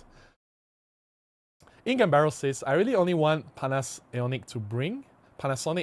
Ionic to bring a new GM one and maybe a compact camera prime. Okay, yeah, I definitely think GM series should look into the GM series after all the requests and all the feedback, right? Which says, don't drop weather sealing, I'm too paranoid. I don't think they will. All the flagship cameras like OM5, OM1, I don't think they'll drop the weather sealing. Wolfie says, I think Panasonic will come out with the LS100 Mark III, but it will not be a major improvement, just a cheaper Leica equivalent. OM will come out with the OM1 Mark III, but it will have no new sensor design. That's kind of sad though. If they still recycle the same sensor, then what else? What is the selling point of the camera? What, they're gonna do like 500 frames per second? And then they're gonna do like what? Grad ND and what? All those like, I don't know what else they're gonna try. Romeo says, my bad sir, you are right. GH8 in 2027? I don't know. Like, is GH7 doing well? Is GH7 a success? Like, should they be making cameras that large and heavy and so expensive? Rich says, S9 is getting so cheap I was tempted to buy, but too many compromises. I'm happy with my EM5 Mark III now. I can't see changing for a long time. S9 would have been amazing if it has a mechanical shutter and it takes flash, but it doesn't. So at that price, I'd rather get a Z5 Mark III. Mark II. Nikon Z5 II. Yeah. Har says, order of the release, OM1X, 120 f1.4 Pro, OM5 Mark III, 1245. No, I don't think that's going to happen. Yeah. What makes you think OM1X will come out? EM1X was a failure. They lost money making EM1X. If that's true, why would they do something so careless and reckless by going back to making a camera so large? Because if I were to use such a large camera, why don't I just go full frame? I mean, when I go for Micro Four Thirds, the primary reason is because of the size and weight, right? It's portable, it's smaller, lighter. I can run around. I don't have to strain my body, right? I can pack more in my bag without, like carrying such a large and heavy bag, right? When it becomes that large, then Micro Four Thirds lost its meaning, it lost its appeal, and ultimately it lost its identity already, right? That's the reason why E1X failed in the first place. Nicole says, good evening, Robin. Finally catching the live before it ends. Emily made a video recently about replacing doom scrolling with photo walks. Very Robin-like philosophy. I also always say that you should create more than you consume. Like, don't spend too much time consuming content on YouTube or Instagram. I know that's very contradictory because I make content, right? And people consume my content. But I always encourage people to shoot. And you should spend more time shooting and creating your own craft. Spending time with your own craft rather than consuming. Yeah, definitely. That's very important advice. I think Emily agrees with me. Ufi says the only improvement that the 32.5 megapixel Sony A7 Mark V sensor has is dual gain. Readout with reading the highlights and shadows at ISO 100 at the same time, giving 14 stops dynamic range. It can work on all sensors, but not all sensors have that, right? And with the improvement of sensor technology, it doesn't mean that if you put more megapixels in the sensor, you have less performance, right? That has been proven wrong. Yeah. Viber Gamoga says, you are an important ambassador, my go-to person for anything Olympus or Micro Four Thirds. I started with your blog, then YouTube. Thank you so much for being here for a long time. It's nice to have people with me since my blogging days. It has been a while. Hey, I started my blog. I mean, it wasn't about photography, but I think it was in 2005. And maybe around the year 2009, 2010, it started to mutate into a photography blog. So we're talking about more than 15 years ago. So thanks for staying with me for so long. Uvi says, Panasonic did the same with GH6, GH7, S1 Mark II. It can be applied to high and low megapixel sensors in its fast enough readout. And yet, the GH6, GH7 has poorer dynamic range and high ISO performance compared to E1 Mark II. So maybe this technique is not the best. Who says to do it and it only works on mechanical shutter at the moment. Okay, Kamui Ramirez says, good evening, Robin and everyone. I'm hoping the new Micro Four Thirds entry-level cameras for 2026. Yeah, they should definitely look into making something more affordable and accessible for everyone because, hey, you have all these lenses, but if nobody buys your cameras, what's the point, right? Yeah, you also need people to get your camera as well. Wolfie says, you are right, Robin. Your YouTube channel wouldn't have survived if you stuck as an OIM ambassador and made only Olympus OIM videos. YouTube would have buried your content. Yeah, that is true. That is true. I need to rearrange my face for a bit, so be right back. I'm here, guys. Don't worry. Just to rearrange things a little bit. It's already 10:30. I'm going to start sharing my photographs soon. Right, Mark says, okay, I'm going to watch all the unwatched videos from you after this. Jay says, you got me into photography years ago with Olympus. I moved to Nikon for my professional work, but I still use Olympus for travel and for the nostalgia factor. I owe all my success in photography to you. Oh, Jay, that's very sweet of you and very kind of you to say. I don't think you owe me anything. As I've mentioned, whatever that I've shared, the knowledge and experience that I've put out here is for everyone. And I'm glad that it has impacted you and your photography in whatever small ways that it can. And I'm glad that you're enjoying photography and you have some success in your photography. So congratulations. I hope you keep going with that. Wolfie says, all Micro Four Thirds oriented YouTube channels have diversified and thus more than just Micro Four Thirds videos have been to grow and stay relevant while others have gone down in popularity. That is true, that is true. We all need to evolve, adapt, right? And even some of the older YouTubers, they have changed. They have done different things or they have explored different kind of videos or they just disappear, right? Zimi says, I also use Nikon, but the menu is terrible. I still cannot get used to it. I think menu is the kind of thing that it's very personal. Some people say Olympus menu is horrible, but I don't think it's the worst in the market. Some people say Sony menu is horrible. Some people say Canon menu is the best. I'm like, yeah, I use Canon cameras. I don't like the menu as well. So Ruby says, Robin, I finally found the courage to make an Instagram account. Are you still active there? I would love to be able to share my pictures with you. I have my Instagram, but it's like, it's not active. I don't know. I try not to spend time on social medias. Coming back to the consuming part, and I want to create or shoot more than spending time doom scrolling, like what Emily is saying. And that's something that I've been doing for the longest time. I find that the joy in photography is not so much on, you know, like finding things on Instagram or spending time on Instagram, but more like on the shooting part. But I also understand that it's also important to have an audience, and I'm very lucky that my YouTube channel has a large audience and people come and watch my videos, and so my photographs are seen. And if you don't have that, then there will be other avenues or other ways for you to get your work out there. And I think Instagram is not a bad place. But I think Instagram has changed so much. Like last time, if you open up Instagram, you look at photography content, right? But these days it's more like travel, like influencers showing what they wear or what they eat, or, you know, like restaurant reviews, or like, and I obviously I'm a fitness buff, so I see all this like weird fitness influencers selling really dodgy and questionable supplements. I'm like, what? And are these the kind of things that we see on Instagram now? And because of that, I'm like slowly staying away from it. And also like the kind of narrative and the news that the social media is pushing, especially on not just on Instagram, on Facebook as well, right? Because now it's not just about photography, but it has become like a news outlet as well. And people share opinion online, they argue, they discuss on certain topics, they start conversations, and some of them are so polarizing and so destructive, and they're so miserable. There's so much darkness in the world of social media that I just thought that I just gotta get away. I'm happier when I'm out there shooting. I'm not really happy when I scroll on social media. That's just me, right? Don't let me stop you. I'm just explaining myself why I'm not active on Facebook or Instagram. Zach says, good morning, Robin. Good morning to you too. I watched the Chamera video because it's by far the coolest camera on the market going into 2026. It is, right? It's so cool. Look at that. Look at the Chamera. It's so cool. Christoph says, hi Robin, you tested the 75-300 Mark II. EMR Mark II is good enough to stabilize the lens at 300. Yes, definitely good enough. Zimi says, I think OM did it right with 20 megapixels is more than enough. It's not enough. If it's more than enough, then yeah, Jimmy will not be upgrading to Nikon camera, right? Or the Panasonic camera. Like a lot of photographers need more megapixels now. Of course, if you're not shooting for clients and or if you're lucky, your clients don't demand such high megapixels, then it's enough. Like my clients don't.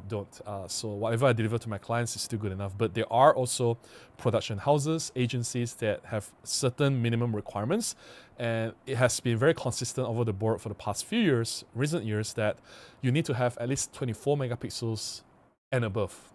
If you deliver your files, your image files, that's less than 24 megapixels, they're just going to take it off the list. You're not going to work with them anymore. So if you are a photographer in that environment, 20 megapixels is not enough. It's just a fact.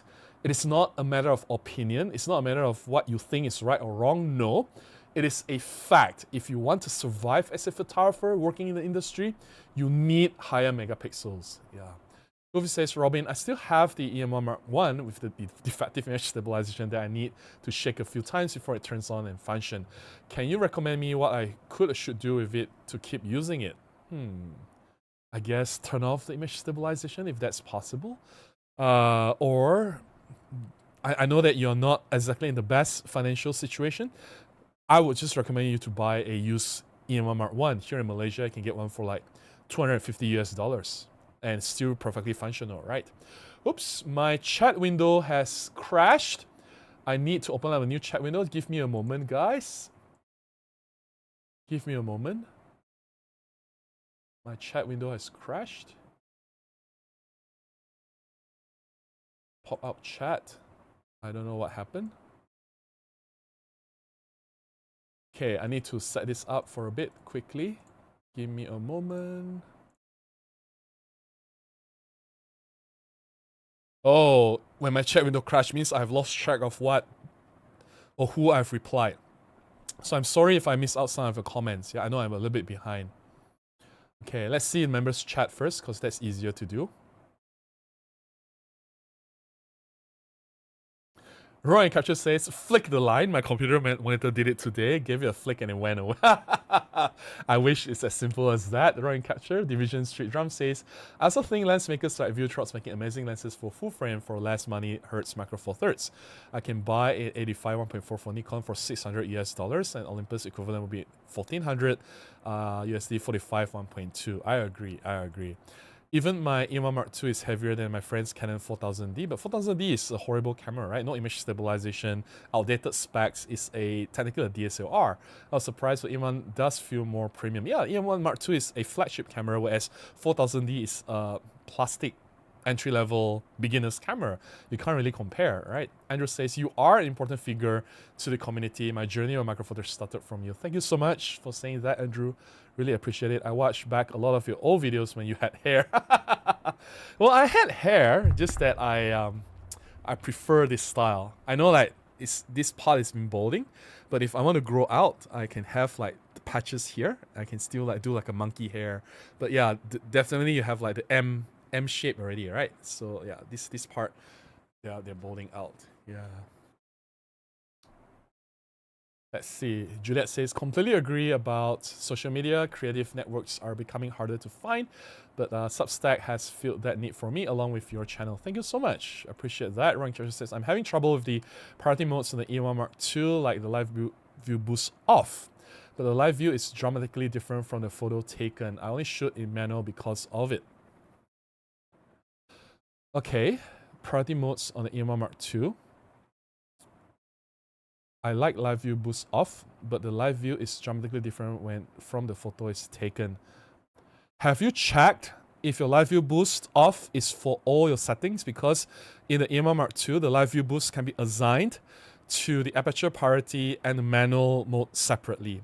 I suspect your live view boost off is only applicable to program mode, aperture priority, and shutter speed priority, but it is not on manual mode. So, or if it's only applied for manual, it's not. It can be the other way around as well. So you need to check the individual settings of the live view boost for all the different parameters of a camera. So if it's truly off for everything, what you see is what you get. So when I shoot with an EMA Mark II, right, I don't have to chim, I don't have to review my shots when I do my job, especially a very fast-paced job. Whatever I see on my electronic viewfinder is the shot that I already get later, and I'm 100% confident in that. If that's not the case, then something was wrong with your live view boost setting, right? Yeah. Okay, I may miss some chat, so sorry about this. Let me see if I can trace back. Okay, I've read this already.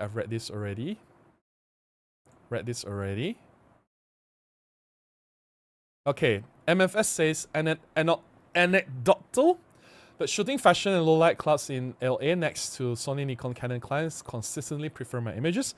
Color is just spot on, straight out of a camera on the OM1. Yeah, I mean, I use EMA Mark II, shooting in low-light, mini concert or stage. I have other full-frame photographers around me, and my clients prefer me, and they still hire me for jobs. So definitely, that's true. Wolfie says, I currently have no Micro Four Thirds lenses. No worries. Christoph says, I think we don't see new OM cameras with significant upgrade. New camera developed need 5 years, they say. Well, it's been more than 5 years already since OM system started, right? What's the excuse? Wolfie says, I can't use it for macro because image stabilization dies. If I aim it down, I can't use it for wildlife since I'm not willing to invest in longer reach telephoto. Yeah, you need a new camera, not a new lens. Sandeep says, hey Robin, hope you're doing great. Hey Sandeep, sorry, I'm doing quite alright. Hogerocon. GX9 with much better electronic viewfinder and modern image stabilization and sensor from G2 will be enough for a big success. GX9, I wonder if they still care. Like if they wanted to do something, they would have done something this year, right? Like Panasonic did nothing in 2025, like nothing, which is kind of sad. Wolfie says, the reason I think OM Mark III will not have a new sensor is because I don't see OM giving up on the stack design, but there isn't a new Micro Four Thirds sensor besides Panasonic 25 megapixels on GH7, which is not a great sensor to begin with. I don't think OM has the cash to order a quantity large enough from Sony to make a new partially or fully stacked sensor. OM will come out with a better processor, maybe a few extra computational feature. Hopefully they do. I've been staying away from social media for 6 years due to mental health. The only place I still use is YouTube and camaraderie. Okay, okay. Eric says, hot take. I look at the specs of the 47 megapixel sensor you've been mentioning and the readout is slow. It will be a huge decrease in burst performance. Yeah, but then again, is that the only sensor that they released? We're talking about, this news was from 2019. Easily from 2019 until now, we're talking about 6 years already. There will be newer, better sensor already. That could not be the only sensor available, right? Yeah. Also, the pixel pitch will result in diffraction. All this diffraction, whatever pixel pitch taught, seriously, like, is bogus. It's not going to be applicable for new sensor moving forward. The new technology with new sensor, if you look at what Nikon, Sony, Canon, whatever they've been doing, the higher megapixel sensor, they don't have all these problems. Like, seriously, everyone is getting great results from it, right? So yeah, Wolfie says, but I do lack options to share my pictures outside my local camera club and forum. Yeah, that's true. I guess Instagram is a good place to start. I just feel sad because Instagram is not really a place for photo sharing anymore. I don't feel like it is like what it used to be maybe 10, 15 years ago, right? Yeah, the Facebook account. Yeah. Har says, OM1X. Why OM1X? EM1X was a failure to pull market from other. It will not. Like, people are happy with the size of Canon, Nikon, and then you'll want something bigger like EM1X or OM1X with a smaller sensor. It just doesn't work. It is going to fail miserably. It's just going to fail. Erkan Girl says, new Olympus and Lumix Micro Four Thirds camera are so expensive now. I don't think I'll buy a new one. Then don't buy. Wolfie says, the Facebook account I had to make for this Instagram account started sending me marketing puppy dog food and products within 5 minutes of using their feed section. It was very bad and fake products. Yeah, that's the problem, right? And I think like it's like a cancer, right? You look at the things that those influencers are trying to sell. Like, my goodness, like, seriously, it's just scary. Zach says, social media will rot your brain. I moved to a dumb phone this year. 0 social media, 0 web browsers, just maps, messaging, calls, and music. Best idea I had in 5 years. I should probably do the same. Very good suggestion, Zach. Nigo says, do you think OM has reasons to keep improving the OM5 line? Why not? Chris Nichols called the OM5 Mark II and OM5 with lipstick. I don't see how they'll do a Mark III with how much of a flop Mark II was. What makes you think OM5 Mark II was a flop? I don't think OM5 Mark II was a flop. If you really look at the market, at that price point, how much is it selling? 1299? OM5 Mark II launch price, USD. It's 1199. At that price point, find me a camera that has weather sealing. Find me a camera that has a powerful image stabilization, 5-axis image stabilization built in. Find me a camera that has face detection autofocus. Most likely you'll get 1 or 2, but not 3, right? Look at Canon, I don't know, one of the cheaper R series cameras, right? It doesn't have image stabilization. It doesn't have weather sealing. Look at Fuji's, I don't know, X33, right? It doesn't have weather sealing.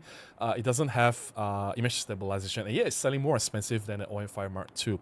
So I think OM5 Mark II is in a very special position. It's a very unique position where it has a lot of features built in. And we haven't even talked about computational stuff, right? Like handheld higher shot or focus stacking or live composite and all these other things, which helps. I'm not saying that they are deal breakers, but and like pro capture mode as well, which can be useful in some situations. I do think that there's a place for OM5 Mark II, and I think that for that price, it is really doing really well because other people will be lacking. They will probably sacrifice weather sealing at that price point or face detection autofocus. Of all the cameras in the OM system now, of all the cameras that they have, OM5 Mark II makes the most sense because the price at that price point, like seriously, there's nothing like it in the market. Nothing. I understand the general complaints that it's so similar to OM5. Why don't you just buy the OM5? True, you can. Nobody is saying that you can't. But the fact that it's the latest one out there, like you can choose to OM5, you can't. But then again, if you can't find OM5 already, then naturally it's OM5 Mark II, right? So yeah, and I don't think it's a ridiculous product. I think it makes sense. And it does have some improvements that I really treasure from the OM5. Like for example, USB-C.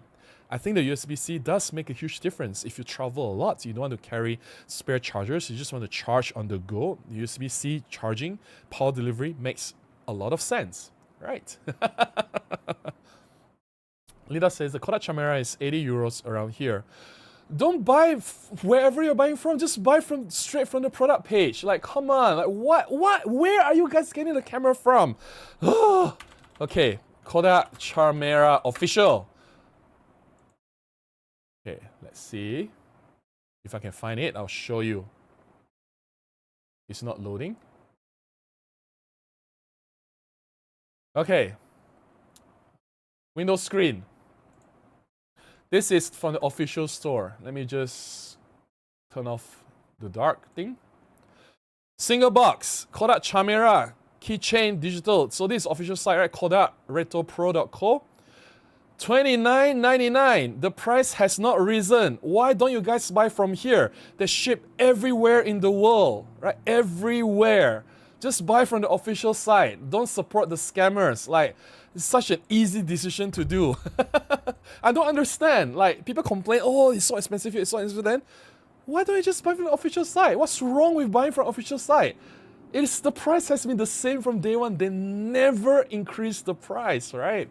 Wolfie says, I was asking about the use case of Micro Four Thirds alongside the Nikon Z6 as my main use camera now. The E1 will stay as a shelf as decoration. Image stabilization not stay off because of me.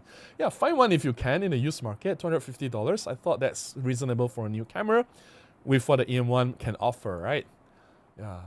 Live view is off and everything. I just reset my settings. It just worked over problems before. My phone correct have to. Like, I don't know why. Okay, I don't understand. So it means it's okay now. There's no problems anymore. All right, that's good. So you've reset everything, so no issue anymore. Let me read a few more chat and then we'll start with the photo sharing. Ovi says the sensor disengaged the magnets. Yeah, I guess it can happen. I mean, EM1 Mark II, sorry, EM1 original was launched in the year 2013. So it's like 12 years now, 13 years now. Hoch says, I would love an OM camera with a Leica TO2 body with EVF from GS8. I don't think that's gonna happen. Sorry, Wolfie says, I feel lucky I've lost hair, yet I'm growing a slat and pepper beard now, and gray hairs are coming more and more. I guess it comes with age, right? I just can't escape it. Yeah. Yumi says, hi Robin, Merry Christmas everyone. Hey Yumi, Merry Christmas to you. And okay, I'm gonna put a pause here. I'm just gonna quickly remind everyone that there is no live stream next week. This is the last live stream of the year, so Merry Christmas to everyone who is celebrating, or Happy Holidays if you're not celebrating Christmas. I will come back the week after, because next week at this time, Thursday is Christmas Day. I'd rather you spend time with your family and loved ones and celebrate Christmas or holidays, right? I'll come back on New Year's Day, which also happens to be on Thursday, same time, or my streaming time. I'll come back fresh on the 1st of January 2026. I'll say Happy New Year to everyone. Also, next week is my birthday, so 25th is Christmas Day. 26th is my birthday, so I'm taking a week off from jobs or YouTube or anything. I'm not going to do anything. I'm just going to chill and relax and recharge. So yeah, I think it's a much needed break. So this is the last live stream of the year, right? So yeah, let's get to the photo sharing for tonight. How do I do that? Okay, so I'm not gonna tell you what camera I used for this set of photographs because this time you don't have to wait long. You need to wait 2 weeks. So this video talking about the camera I used to take all these photographs I'm showing tonight, the video will be published on the first week of January, the first video of 2026. The first long form video of 2026 will be about this particular camera. I can give you a clue. It is a Micro Four Thirds camera. It is a camera that I have not owned before. I just got it and I've never used it before. I've never encountered this camera before, but it is a Micro Four Thirds camera. All right, let's jump into the photograph. And I went out on Sunday morning with my friend Amir. We went for a photo walk and I managed to take some photographs. As you can see, it was an overcast, cloudy day, but the sun came out a little bit. So I do get some sunlight from time to time, but 80%, 90% of the time, it was cloudy, it was overcast. Light wasn't great, but I think I managed to get enough shots to create that video for the first video of the year 2026. So it's a very important video, very, very important video, which means this is a very important camera for Micro Four Thirds. If anyone can guess it correctly, I will reveal the answer.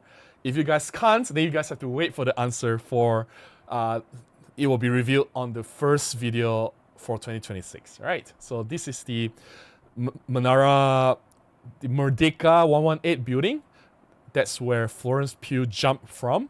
And that was in the featured in the movie Thunderbolts, the Marvel's movie Thunderbolts, earlier this year. So yeah, I like that there are clouds obscuring the top of the building.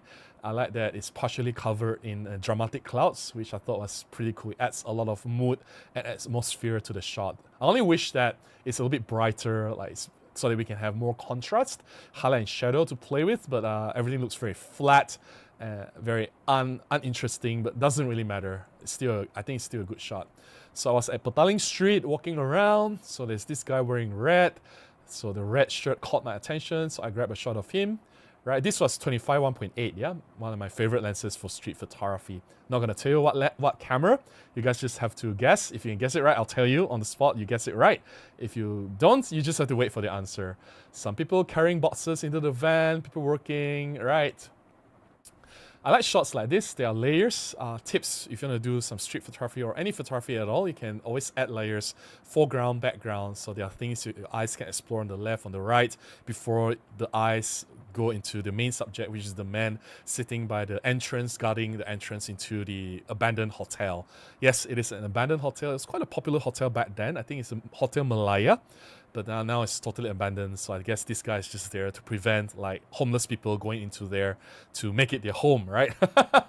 So yeah, just some random people, like real people on the streets having breakfast. I think this place is famous for their porridge, which is very, or chichong fan at Petaling Street near the cross intersection.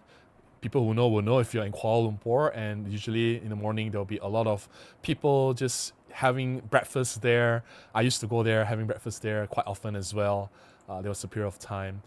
This is quite sad. This particular alley or like a walkway was originally a place where there's some people making bao. Again, what is bao? It's a type of bun, right? Bao in English. My goodness. It's a type of meat bun. Steam bun or bread, yeah.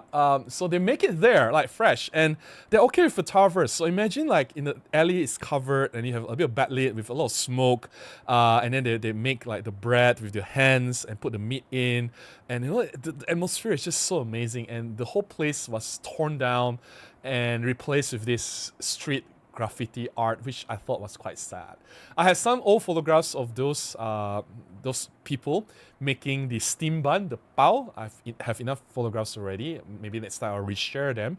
But yeah, it's kind of sad. Like, I mean, the graffiti is nice and all, but as a street photographer, I prefer the bao, the old man making the bao on the street. So yeah. Some noodles being dried on the street. What caught me was the color, the yellow wall and the yellow pail, and the red, what do you call that, sieves? And then the yellow noodle, white noodle, and yellow, the red stool as well. All the red and yellow color coming together within one frame, right? And it's like a random cone, red cone at the back. So yeah.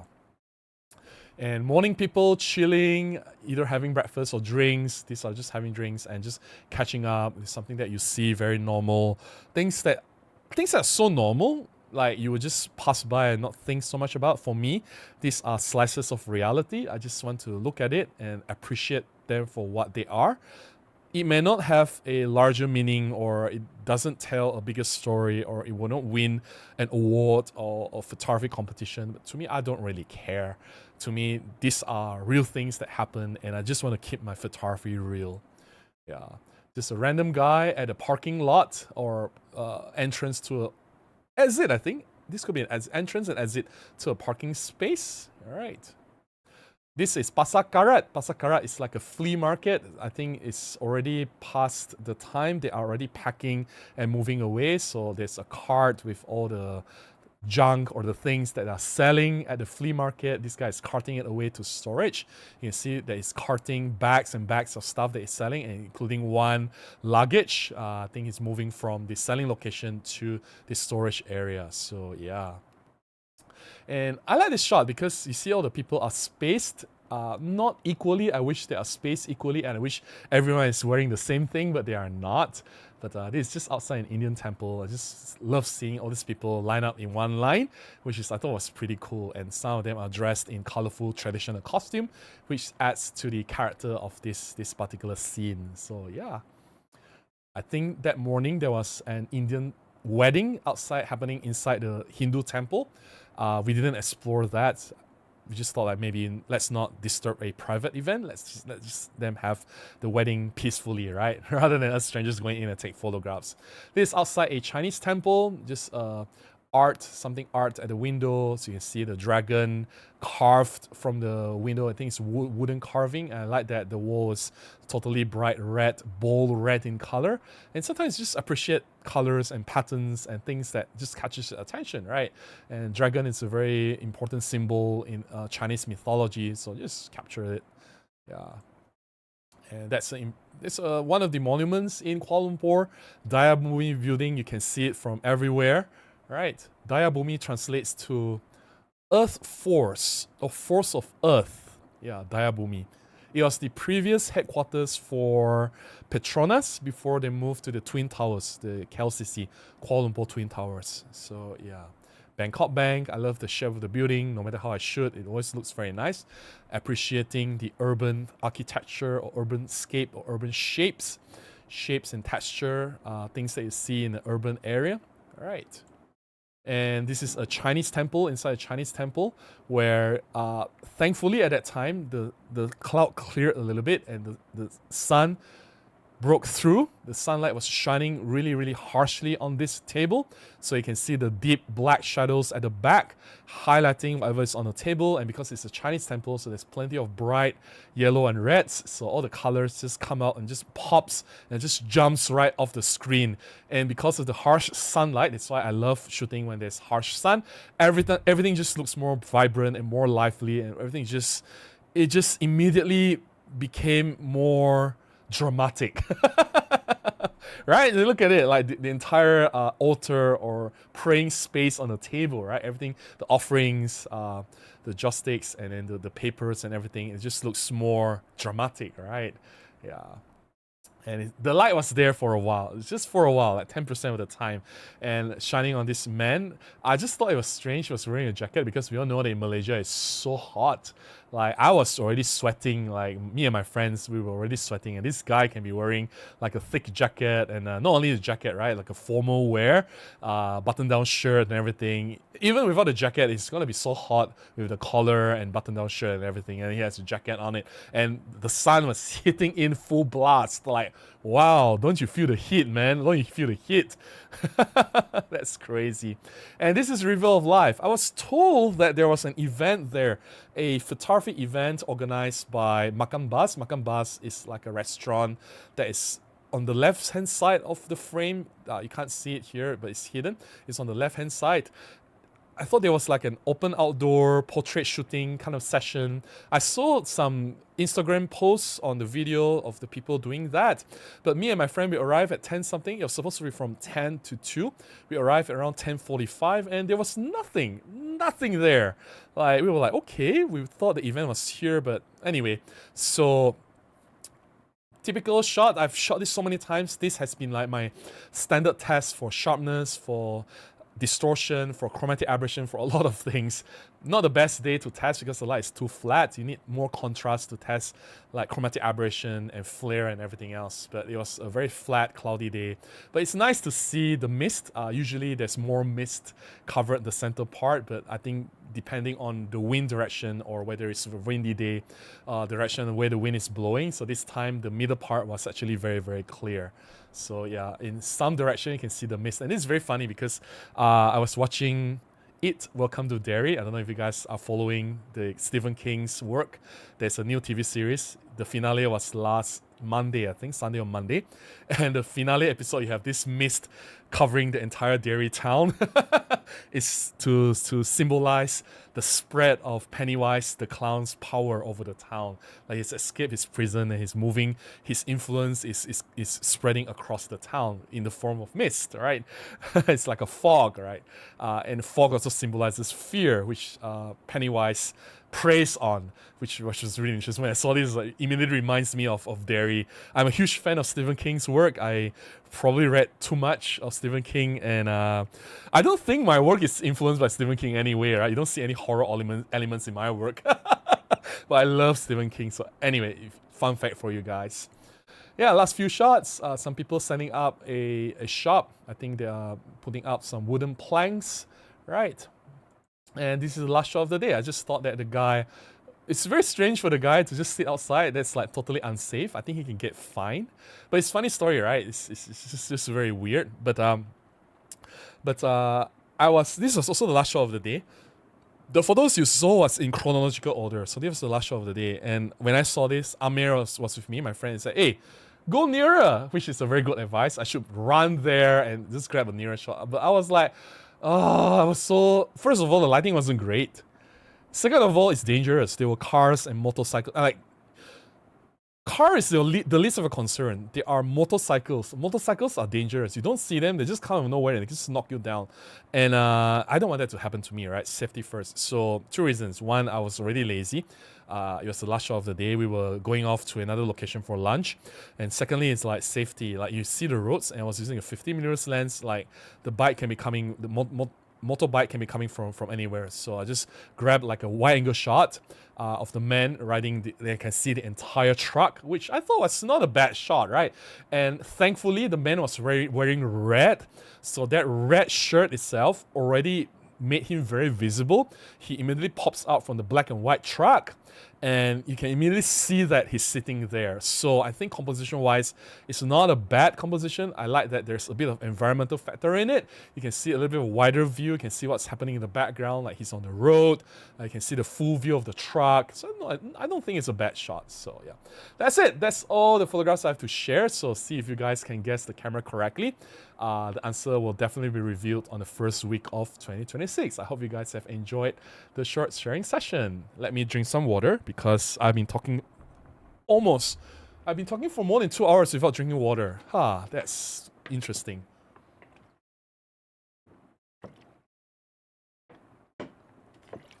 All right, do I have coffee left? Coffee.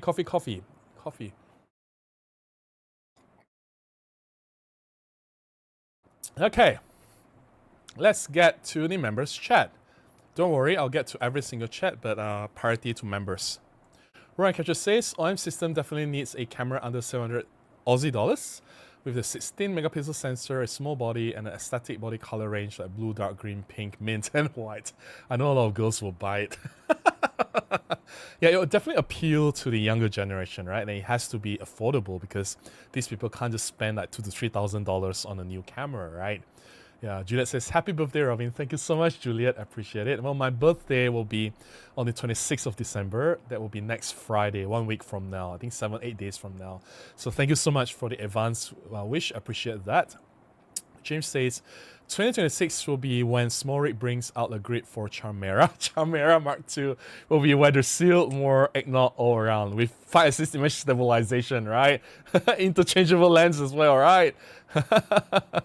My comments aren't making sense because I'm tired from trying to get my Lightroom Cloud to work and my phone's autocorrect isn't working properly. Oh, so sorry about that. I don't use Lightroom, so I can't help you there. But yeah, I hope you resolve the issue soon, Row and Capture. Division Street Drum says, if Panasonic stops Micro Four Thirds production, that may help on the system increase market share in the coming years. No, if Panasonic stops Micro Four Thirds production, Micro Four Thirds will die. It has always been Panasonic and Olympus. If Olympus was still around, I think Olympus will be able to take over Panasonic and still make Micro Four Thirds sustainable. But now, Olympus has given up. It is a different company. OM Digital Solutions has not been doing well for the past many years. And if Panasonic stopped the support, they exited the business, it's the end for Micro Four Thirds. I don't think OM System can carry this alone. Yeah. It's not a Panasonic or Olympus camera. It is Panasonic or Olympus. Yeah, it is a very important micro four thirds camera. Ryan Catcher says, what I was trying to say is live view boost is off on everything, but I'm thinking of just resetting my settings to try to fix it. It only over brightens on aperture or shutter priority. It will over brighten on aperture and shutter priority if you set the exposure compensation wrongly. That's one. And secondly, it could be due to the SOVF. You have enabled the SOVF.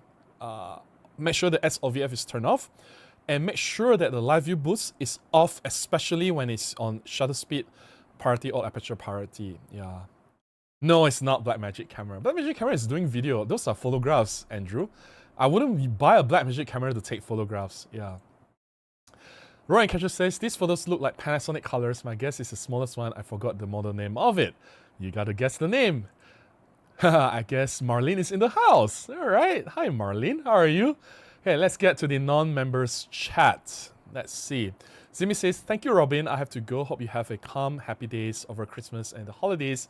See you. Thank you so much for being here, Zimi. And I appreciate the well wishes, and I wish the same to you. Happy holidays to you, and I hope you have a great celebration.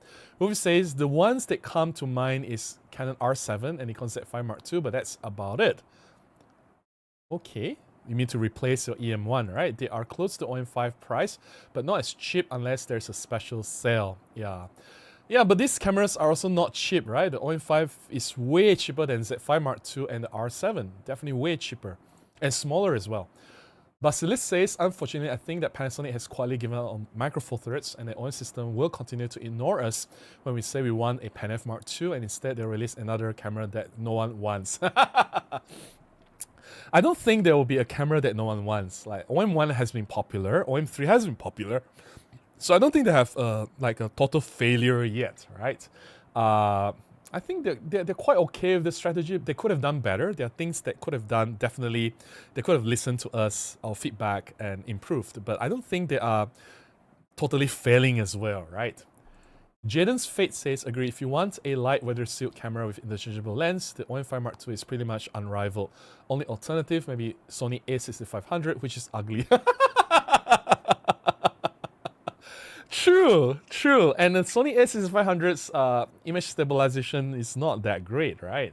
I mean, compared to what you get from OM5 Mark II, it's a huge difference. Christoph says, Canon R7 is better than OM5. How much is Canon R7? R7 retail USD.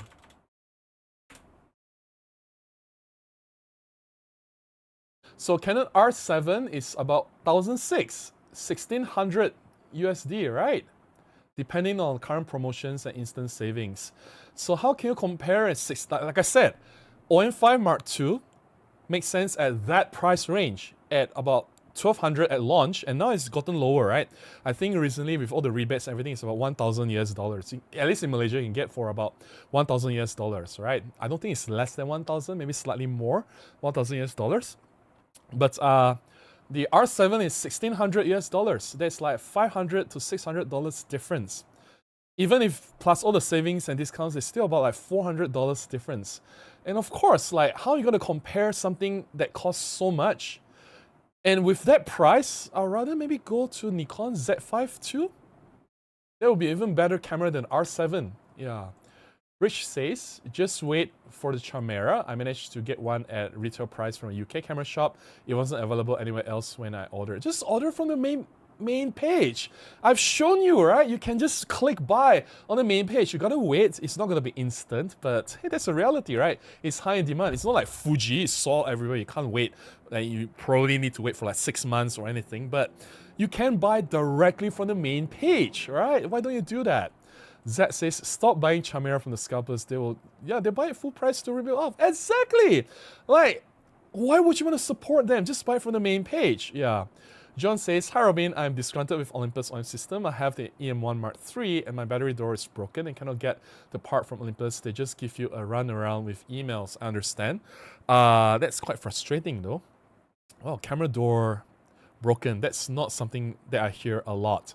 But then again, like, maybe you can get it fixed locally with people who knows how to fix cameras. They will have like a quick workaround on how to find like a creative solution for that, because it's just a battery door, right? I'm sure there are other ways or mechanics that can be done or mechanisms that can be done to fix the door. I don't know, I'm just guessing. Maybe you can try your luck with one of the local camera stores, see if they can do something for you. Since it's just a camera door, right, it's not going to affect the electronics inside the camera. If you're saying like the sensor is bust or there's something wrong with the shutter mechanism, or these are things that internally, then maybe you got to get it back to Olympus and have them like properly fixed. But it's just a battery door. Why don't you just get someone else to do it, right? It's not going to change the image stabilization or autofocus or image quality, right? Wolfie says, as much as I would love to see OM and Panasonic come out with a proper camera launch of any form and price, but I don't see any evidence that they can or will. Any mention is just a wish list. OM has launched so many new cameras this year, right? OM3, OM5 Mark II, and both are great cameras and some amazing lenses. Like, those are good enough evidence to me. Like, you may not like them, but doesn't mean they are bad cameras. As I've mentioned that for the price of the OM5 Mark II, I think it's a great camera. Like, we don't have other cameras that is at that level selling at that price, right? It's still a very reasonable camera. Christoph says, Canon R7 is the same price, sometimes cheaper. Really? Okay, let's see R7 in Malaysia.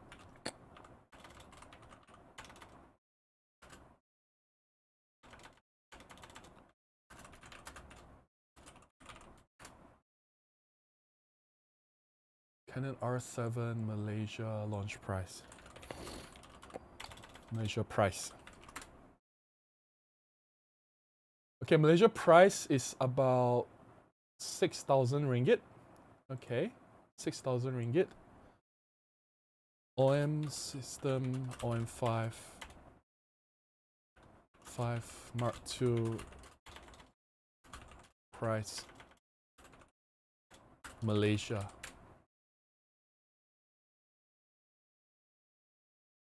$499. So there is like a 1,000 to 2,000 ringgit difference. Very big difference. I remember there are two prices. It's very funny when it was launched, because I was with the people going up to the Fraser's Hill before the OM5 Mark II was launched. Or after it was launched. There was the price that the Japanese wants them to sell. But they secretly have a lower price. You need to check with the retailers for the secret lower price. So the OM5 Mark II was already very low in price when it was selling right from the start, right? So now it's just gonna get lower. There's like a huge price gap between OM5 Mark II and the R7, at least here. I don't know if where you are is about the same price, then I'm not gonna say anything, right? But at least to me here, it's very decent. Yeah, it's way cheaper. Alan says, happy birthday, Robin. Thank you so much. I appreciate that. Eric says, in response to your diffraction, sensor will be 175 megapixel full frame, and for the speech matters much more than full frame. This is due to physics and there are no tech workarounds. Yeah, like, I don't know. Like, people say, right, oh, you shouldn't be shooting at f11, f16. I do that with my macro photography. I don't see any diffraction problem. Yeah, I admit that if you shoot at f5.6 versus f11, f16, the f5.6 will be sharper. When I look at my f11, f16 photographs, I'm happy with them. So it doesn't affect me. The point is, like, even when Nikon came out with the D800, 36 megapixels, there are photographers complaining about diffraction already. There are. You can look back, all the articles, all the review articles will say, oh, you can't shoot more than f5.6. Diffraction is going to be a problem shooting with 36 megapixels on Nikon D800. That's why the older sensor, the 24 megapixels, is the best. But then again, nowadays people shoot with, 61 megapixels, 45 megapixels, and still, nobody complains about diffraction problem, and they'll still blow up the resolution, and people say, wow, so much pixels, I can crop so much. Like, all these things, honestly, is just talk.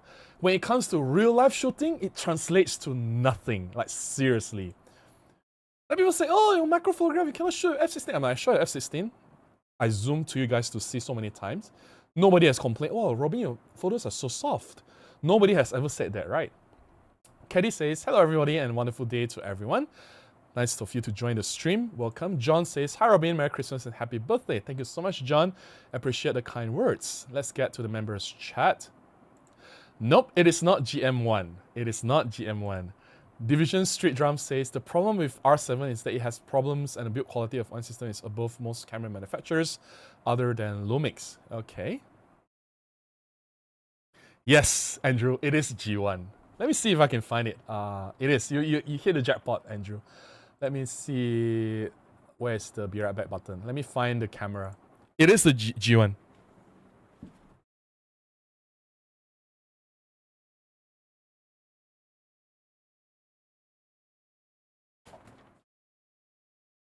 I am back. Good one, Andrew. So I found myself a Panasonic G1 in the used market. Yeah, there you go. Can you see the G1? It's all in the shadows. Let me just remove the lens.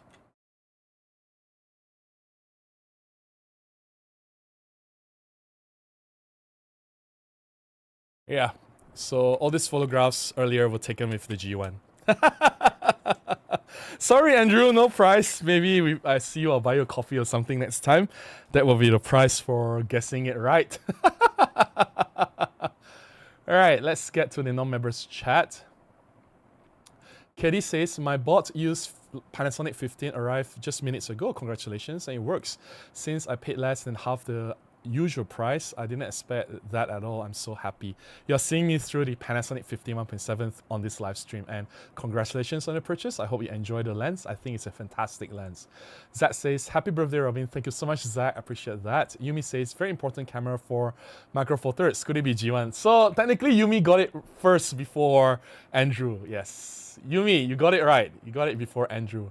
Yeah, it seems because I read Andrew's comment first because he's a member, right? So it's a priority. So the first person to guess it right was Yumi. Congratulations, Yumi. Yes, it is G1. You are right. Goofy says, Robin, if OM fails financially to stay afloat, we know that the Japanese government will not let them go under and end up sold outside of Japan. Who do you want to buy them up from the Japanese brands? I think they'll just close shop, and they're not gonna sell. They're just gonna totally close, right? Doesn't make sense. It's okay, think about this. Olympus gave up, another company took over and fails. Why would they sell to another company? Nobody will buy them anymore. It's like double failure, right? Eric says, no idea what camera you use, but great shots. Thank you so much, Eric. It was the Panasonic G1, as already answered by some people. Yeah. Nico says, for the Monica 118 picture, it's gonna guess OM Fire Mark II with, no, it's G1. You don't even need ND for such a cloudy day. It's such a dark, cloudy day. Zach says, Chimera Mark II needs dual cut slots, reverse in flight autofocus, and 5-axis image stabilization and weather sealing, right? The way you can strap it to a bird and leave your drone at home. Nope, the answer has been revealed already.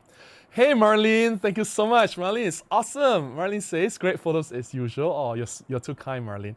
Are they shot with the G100? No, it's G1, as already been correctly guessed by a few people. I have a couple of those cameras. I feel they are underrated, especially as an everyday carry. Yeah, it's the G1, as I've already revealed the answer. Yeah, there it is. And yeah, guys, to show some Christmas spirit, Marlene, if you guys haven't subscribed to Marlene, Marlene is an amazing content creator as well. She does great Micro Four Thirds content. Please subscribe to her. Let me just open up her channel now.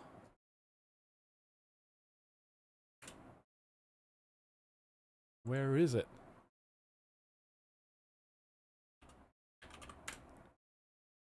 Okay, there it is. How do I... Marlene's awesome YouTube channel. Please spread some Christmas holiday love by going to Marlene's YouTube channel and subscribe and look around and say hi. I think she deserves it, and we don't have that many Micro Four Thirds content creators out there, and she's currently using, as she has mentioned earlier, the Panasonic G100. She has a couple of those cameras around.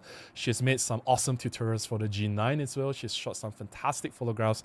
I think she's a great teacher.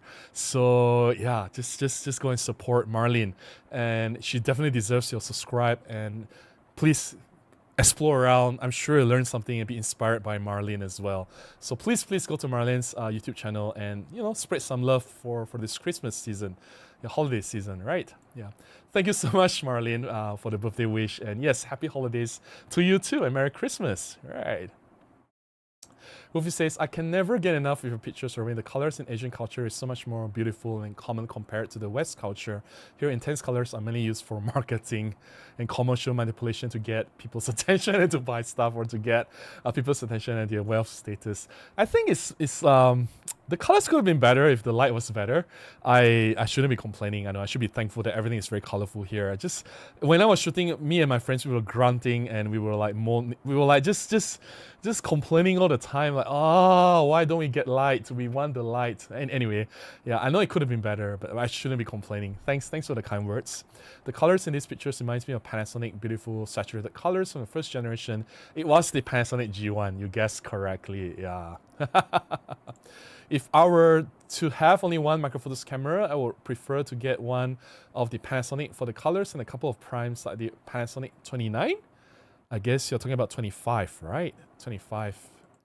Jerry says the last shot was very nice. Merry Christmas. Oh, Merry Christmas to you too, Jerry Hukari.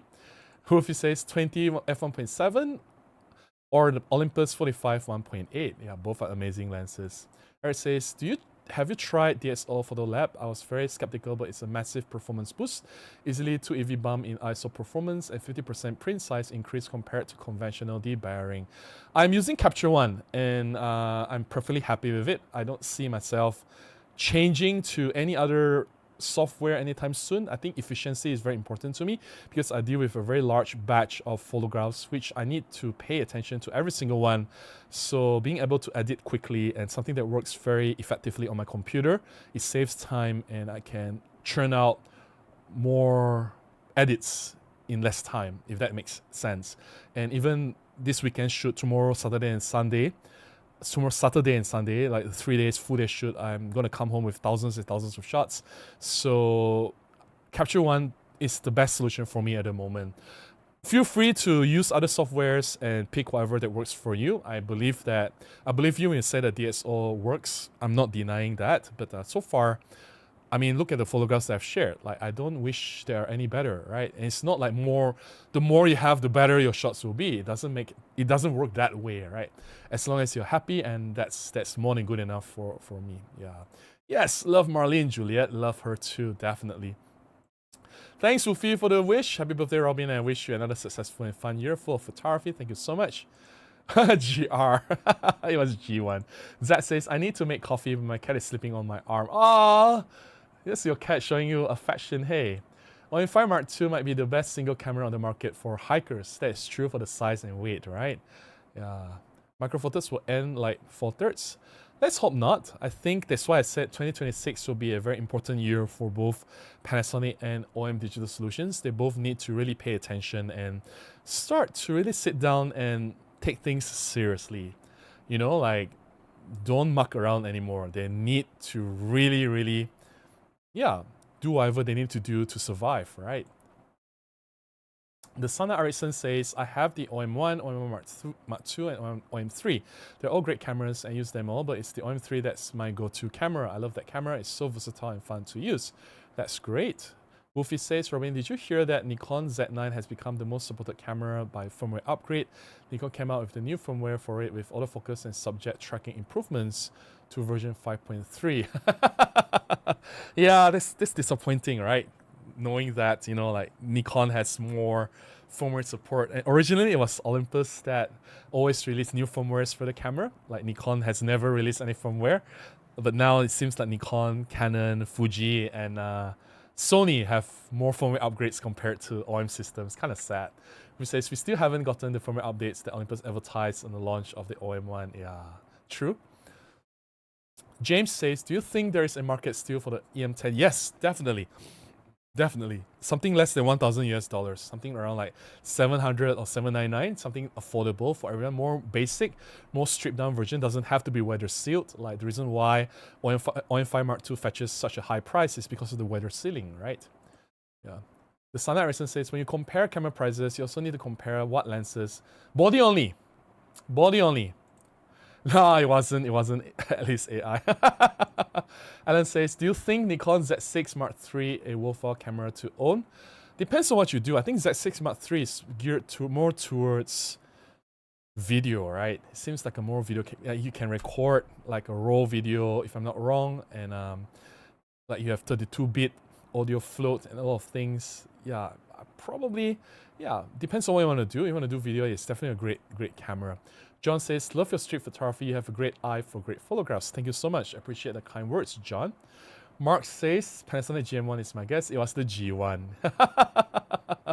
Judah says, I own the Z6 Mark III and Nikon has truly stepped up with firmware updates. That camera is now like a Z8. Yeah. See, everyone with the Z6 Mark III is saying good things about the camera. James says, well, that table of food looks like a painting. Awesome shot, great colors and light. Those are offerings to the gods that they are, or the deities that they are praying to. Of course, you can eat them afterwards, but not from that particular table. Those are offerings, yeah? It's a temple. It's a Chinese temple. Jay says, I use the Z6 Mark III for events, no video. I understand. So yeah, it's a great camera altogether. Let's see, Wolfie says, Panasonic G1 did so amazing with the Mediterranean colors when I used to live in Sicily 11 years ago. I think the earlier Panasonic cameras have really good colors. I don't know what happened to the newer cameras, like especially the G9, LX100, GM1. Like those cameras have really weird colors. GH4, GH5, the colors are really weird. I haven't tried extensively the newer ones like G9 Mark II, or GH7, I hope they've improved, but like before that, there's a period of time, the 5-6 years, the cameras have really weird colors. Yeah. Zach says, already subscribed to Marlene, can confirm she does good work. She does excellent work. Yeah. No worries, Marlene. Thanks for being here. You are always, very happy. I'm always very happy to hear from you. So thanks so much. Zach says, do you have a New Year's resolution, Robin? And how many megapixels is that resolution? Is 100 enough? 100 megapixels? Nah, just kidding. I guess my resolution, New Year's resolution for every year remains the same since a few years ago. To be a better person. This is the saying that I heard from Jerry Gionis. He is an award-winning wedding photographer, international multi-award winning wedding photographer. He's based in Australia and LA in the US. And he always says this: if you want to be a better photographer, be a better person first. Be a better human being. So I'm not perfect. There are a lot of things I need to improve myself on. Definitely need to work on my patience. I'm not a very patient person. And yeah, I guess like if I want my photography to improve, I have to be a better human being first. And that is a work in progress. So I guess that's my New Year's resolution. Same resolution as always. The Sana Erickson says, the colors are an editing thing. No, it's straight out of camera. If you shoot JPEG, you can change the colors as you like on the OM cameras. Nah. If the camera has weird colors or inaccurate colors, no matter how you edit, the colors are just going to get worse and worse and worse and worse and worse. Yeah. SG Hound says, OM3 is such an underrated camera. I have used it more this year than my other APS-C and full-frame bodies. Alright, if you love it so much, then it's great. I think OM3 has its market. That's why when Wolfie said that he doesn't see an evidence of OM system coming out with good cameras, that is not true. Obviously, a lot of people love the OM3. Obviously, a lot of people still see the point of OM5 Mark II, right? You can see here, there's one person loving the OM3 so much. Yeah. You can't use a camera without a lens. You can't use a lens without a camera. Car says the camera you use for the photo shoot is the brand new OM1X. No, it's the G1. Yeah, here it is. The G1. Yeah. I'll confirm the food. Thank you so much. Appreciate it. All right, time check. It is half an hour to midnight or 11:30. Let me drink more water to stay hydrated. And for those of you who have just joined, something weird happened tonight. I started this stream 1 hour earlier. I don't know why it happened. I don't know. Like seriously, I thought it was 10 o'clock. I don't know why I started at 9 o'clock. It has never happened before. I was always, because it has become a routine, right? Every Thursday night, I will know at what time I have to eat my dinner. After my dinner, I have to clean up. At what time I have to start preparing and everything. I don't know what happened. Like, seriously.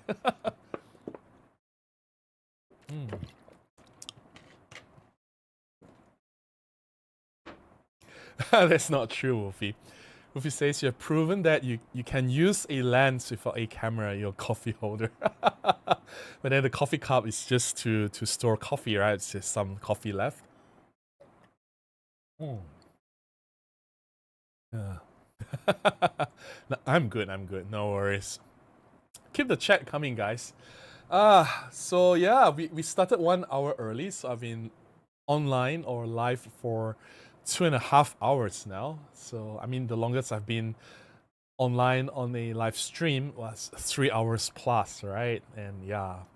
I think my limit is about 3 hours. Anything more than 3 hours, my brain starts to get fuzzy and it's hard for words to come out in a meaningful sentence. It's hard for me to string words into a proper sentence already. So that's where I kept my hard limit at 3 hours. But yeah, let's see if we have more chat or more comments from you guys. I guess it's a good time to remind everyone that I have membership enabled. All right. You can support me by buying me a cup of coffee. And the membership costs just the cup of coffee. Then you get some perks. You get early access to my videos. You get there are also members only videos, which some of them are really cool. I will prioritize my chat, my responses to your comments, and of course we have members only live stream once a month, right? If you don't want to join as a member, there are other ways to support me. You can buy me a cup of coffee using this link, or you can contribute directly to my PayPal. Any support goes a long way. Definitely, your support, your contributions help me to fund my video making. As you know, I go out to make these videos. They do require some resources. I'm using my own funds. So with your help, I can go out and do more. And definitely, it all comes back to this channel. I share with everyone, right? So for those of you who have contributed, thank you so much. I really appreciate your help and your support. All right. Movie says, it's not that OM can't come out with a better camera, it's that I can't see any sensor improvement for a new camera from what's currently available. If there is, it's something kept a secret. I'm sure they can. I'm sure they can. If everyone else can improve, why can't they, right? Yeah, just that whether they have the resources to pull it off, that's another different kind of strategy. Har says, do you expect OM to have anything other than 135? Yeah, pen, why not? The EPL series camera, yeah. It's a good coffee mug. Yeah, it's a Canon 24-105 lens mug. All right. James says, to this community, have a great holiday, New Year. Robin, have a great birthday. Thank you so much. Get out there, holiday shuttle therapy. Let's do this. See you in 2026. Yeah. And for those of you who have just joined, this is the last live stream of the year. There'll be no more live streams until 2026. I will come back on the 1st January 2026. And no live stream next week because next Thursday is Christmas Day. Please spend time to celebrate Christmas with your family and loved ones. I don't think you should be chatting with me online on a Christmas day, right? I definitely don't want you to, and even I myself need to spend some time away from my computer, definitely away from doing works and YouTube and everything, just to chill, reflect, refresh, and then come back fresh on 1st of January, New Year, next year, 2026, right? Yeah. Hopefully there'll be a pen camera in 2026. Yeah, Yumi is right. Movie says, I like the OM Fire Mark II, but it's a 5 years late camera and lacks subject detection. OM 1 Mark II is a pro value upgrade, a little bit of improvement, and something that should have come out in the launch of OM 1. I'm not saying that they are not doing wrong things. I've been criticizing OM Digital Solutions. I said that they could have done better. But then, looking at the products like the OM Fire Mark II, it's also not a bad product, all things considered. And at that price point, it also makes sense for such a small camera having everything, right? Whether ceiling, 5-axis image stabilization, and face detection autofocus. I think it's not a bad camera. It still has its place.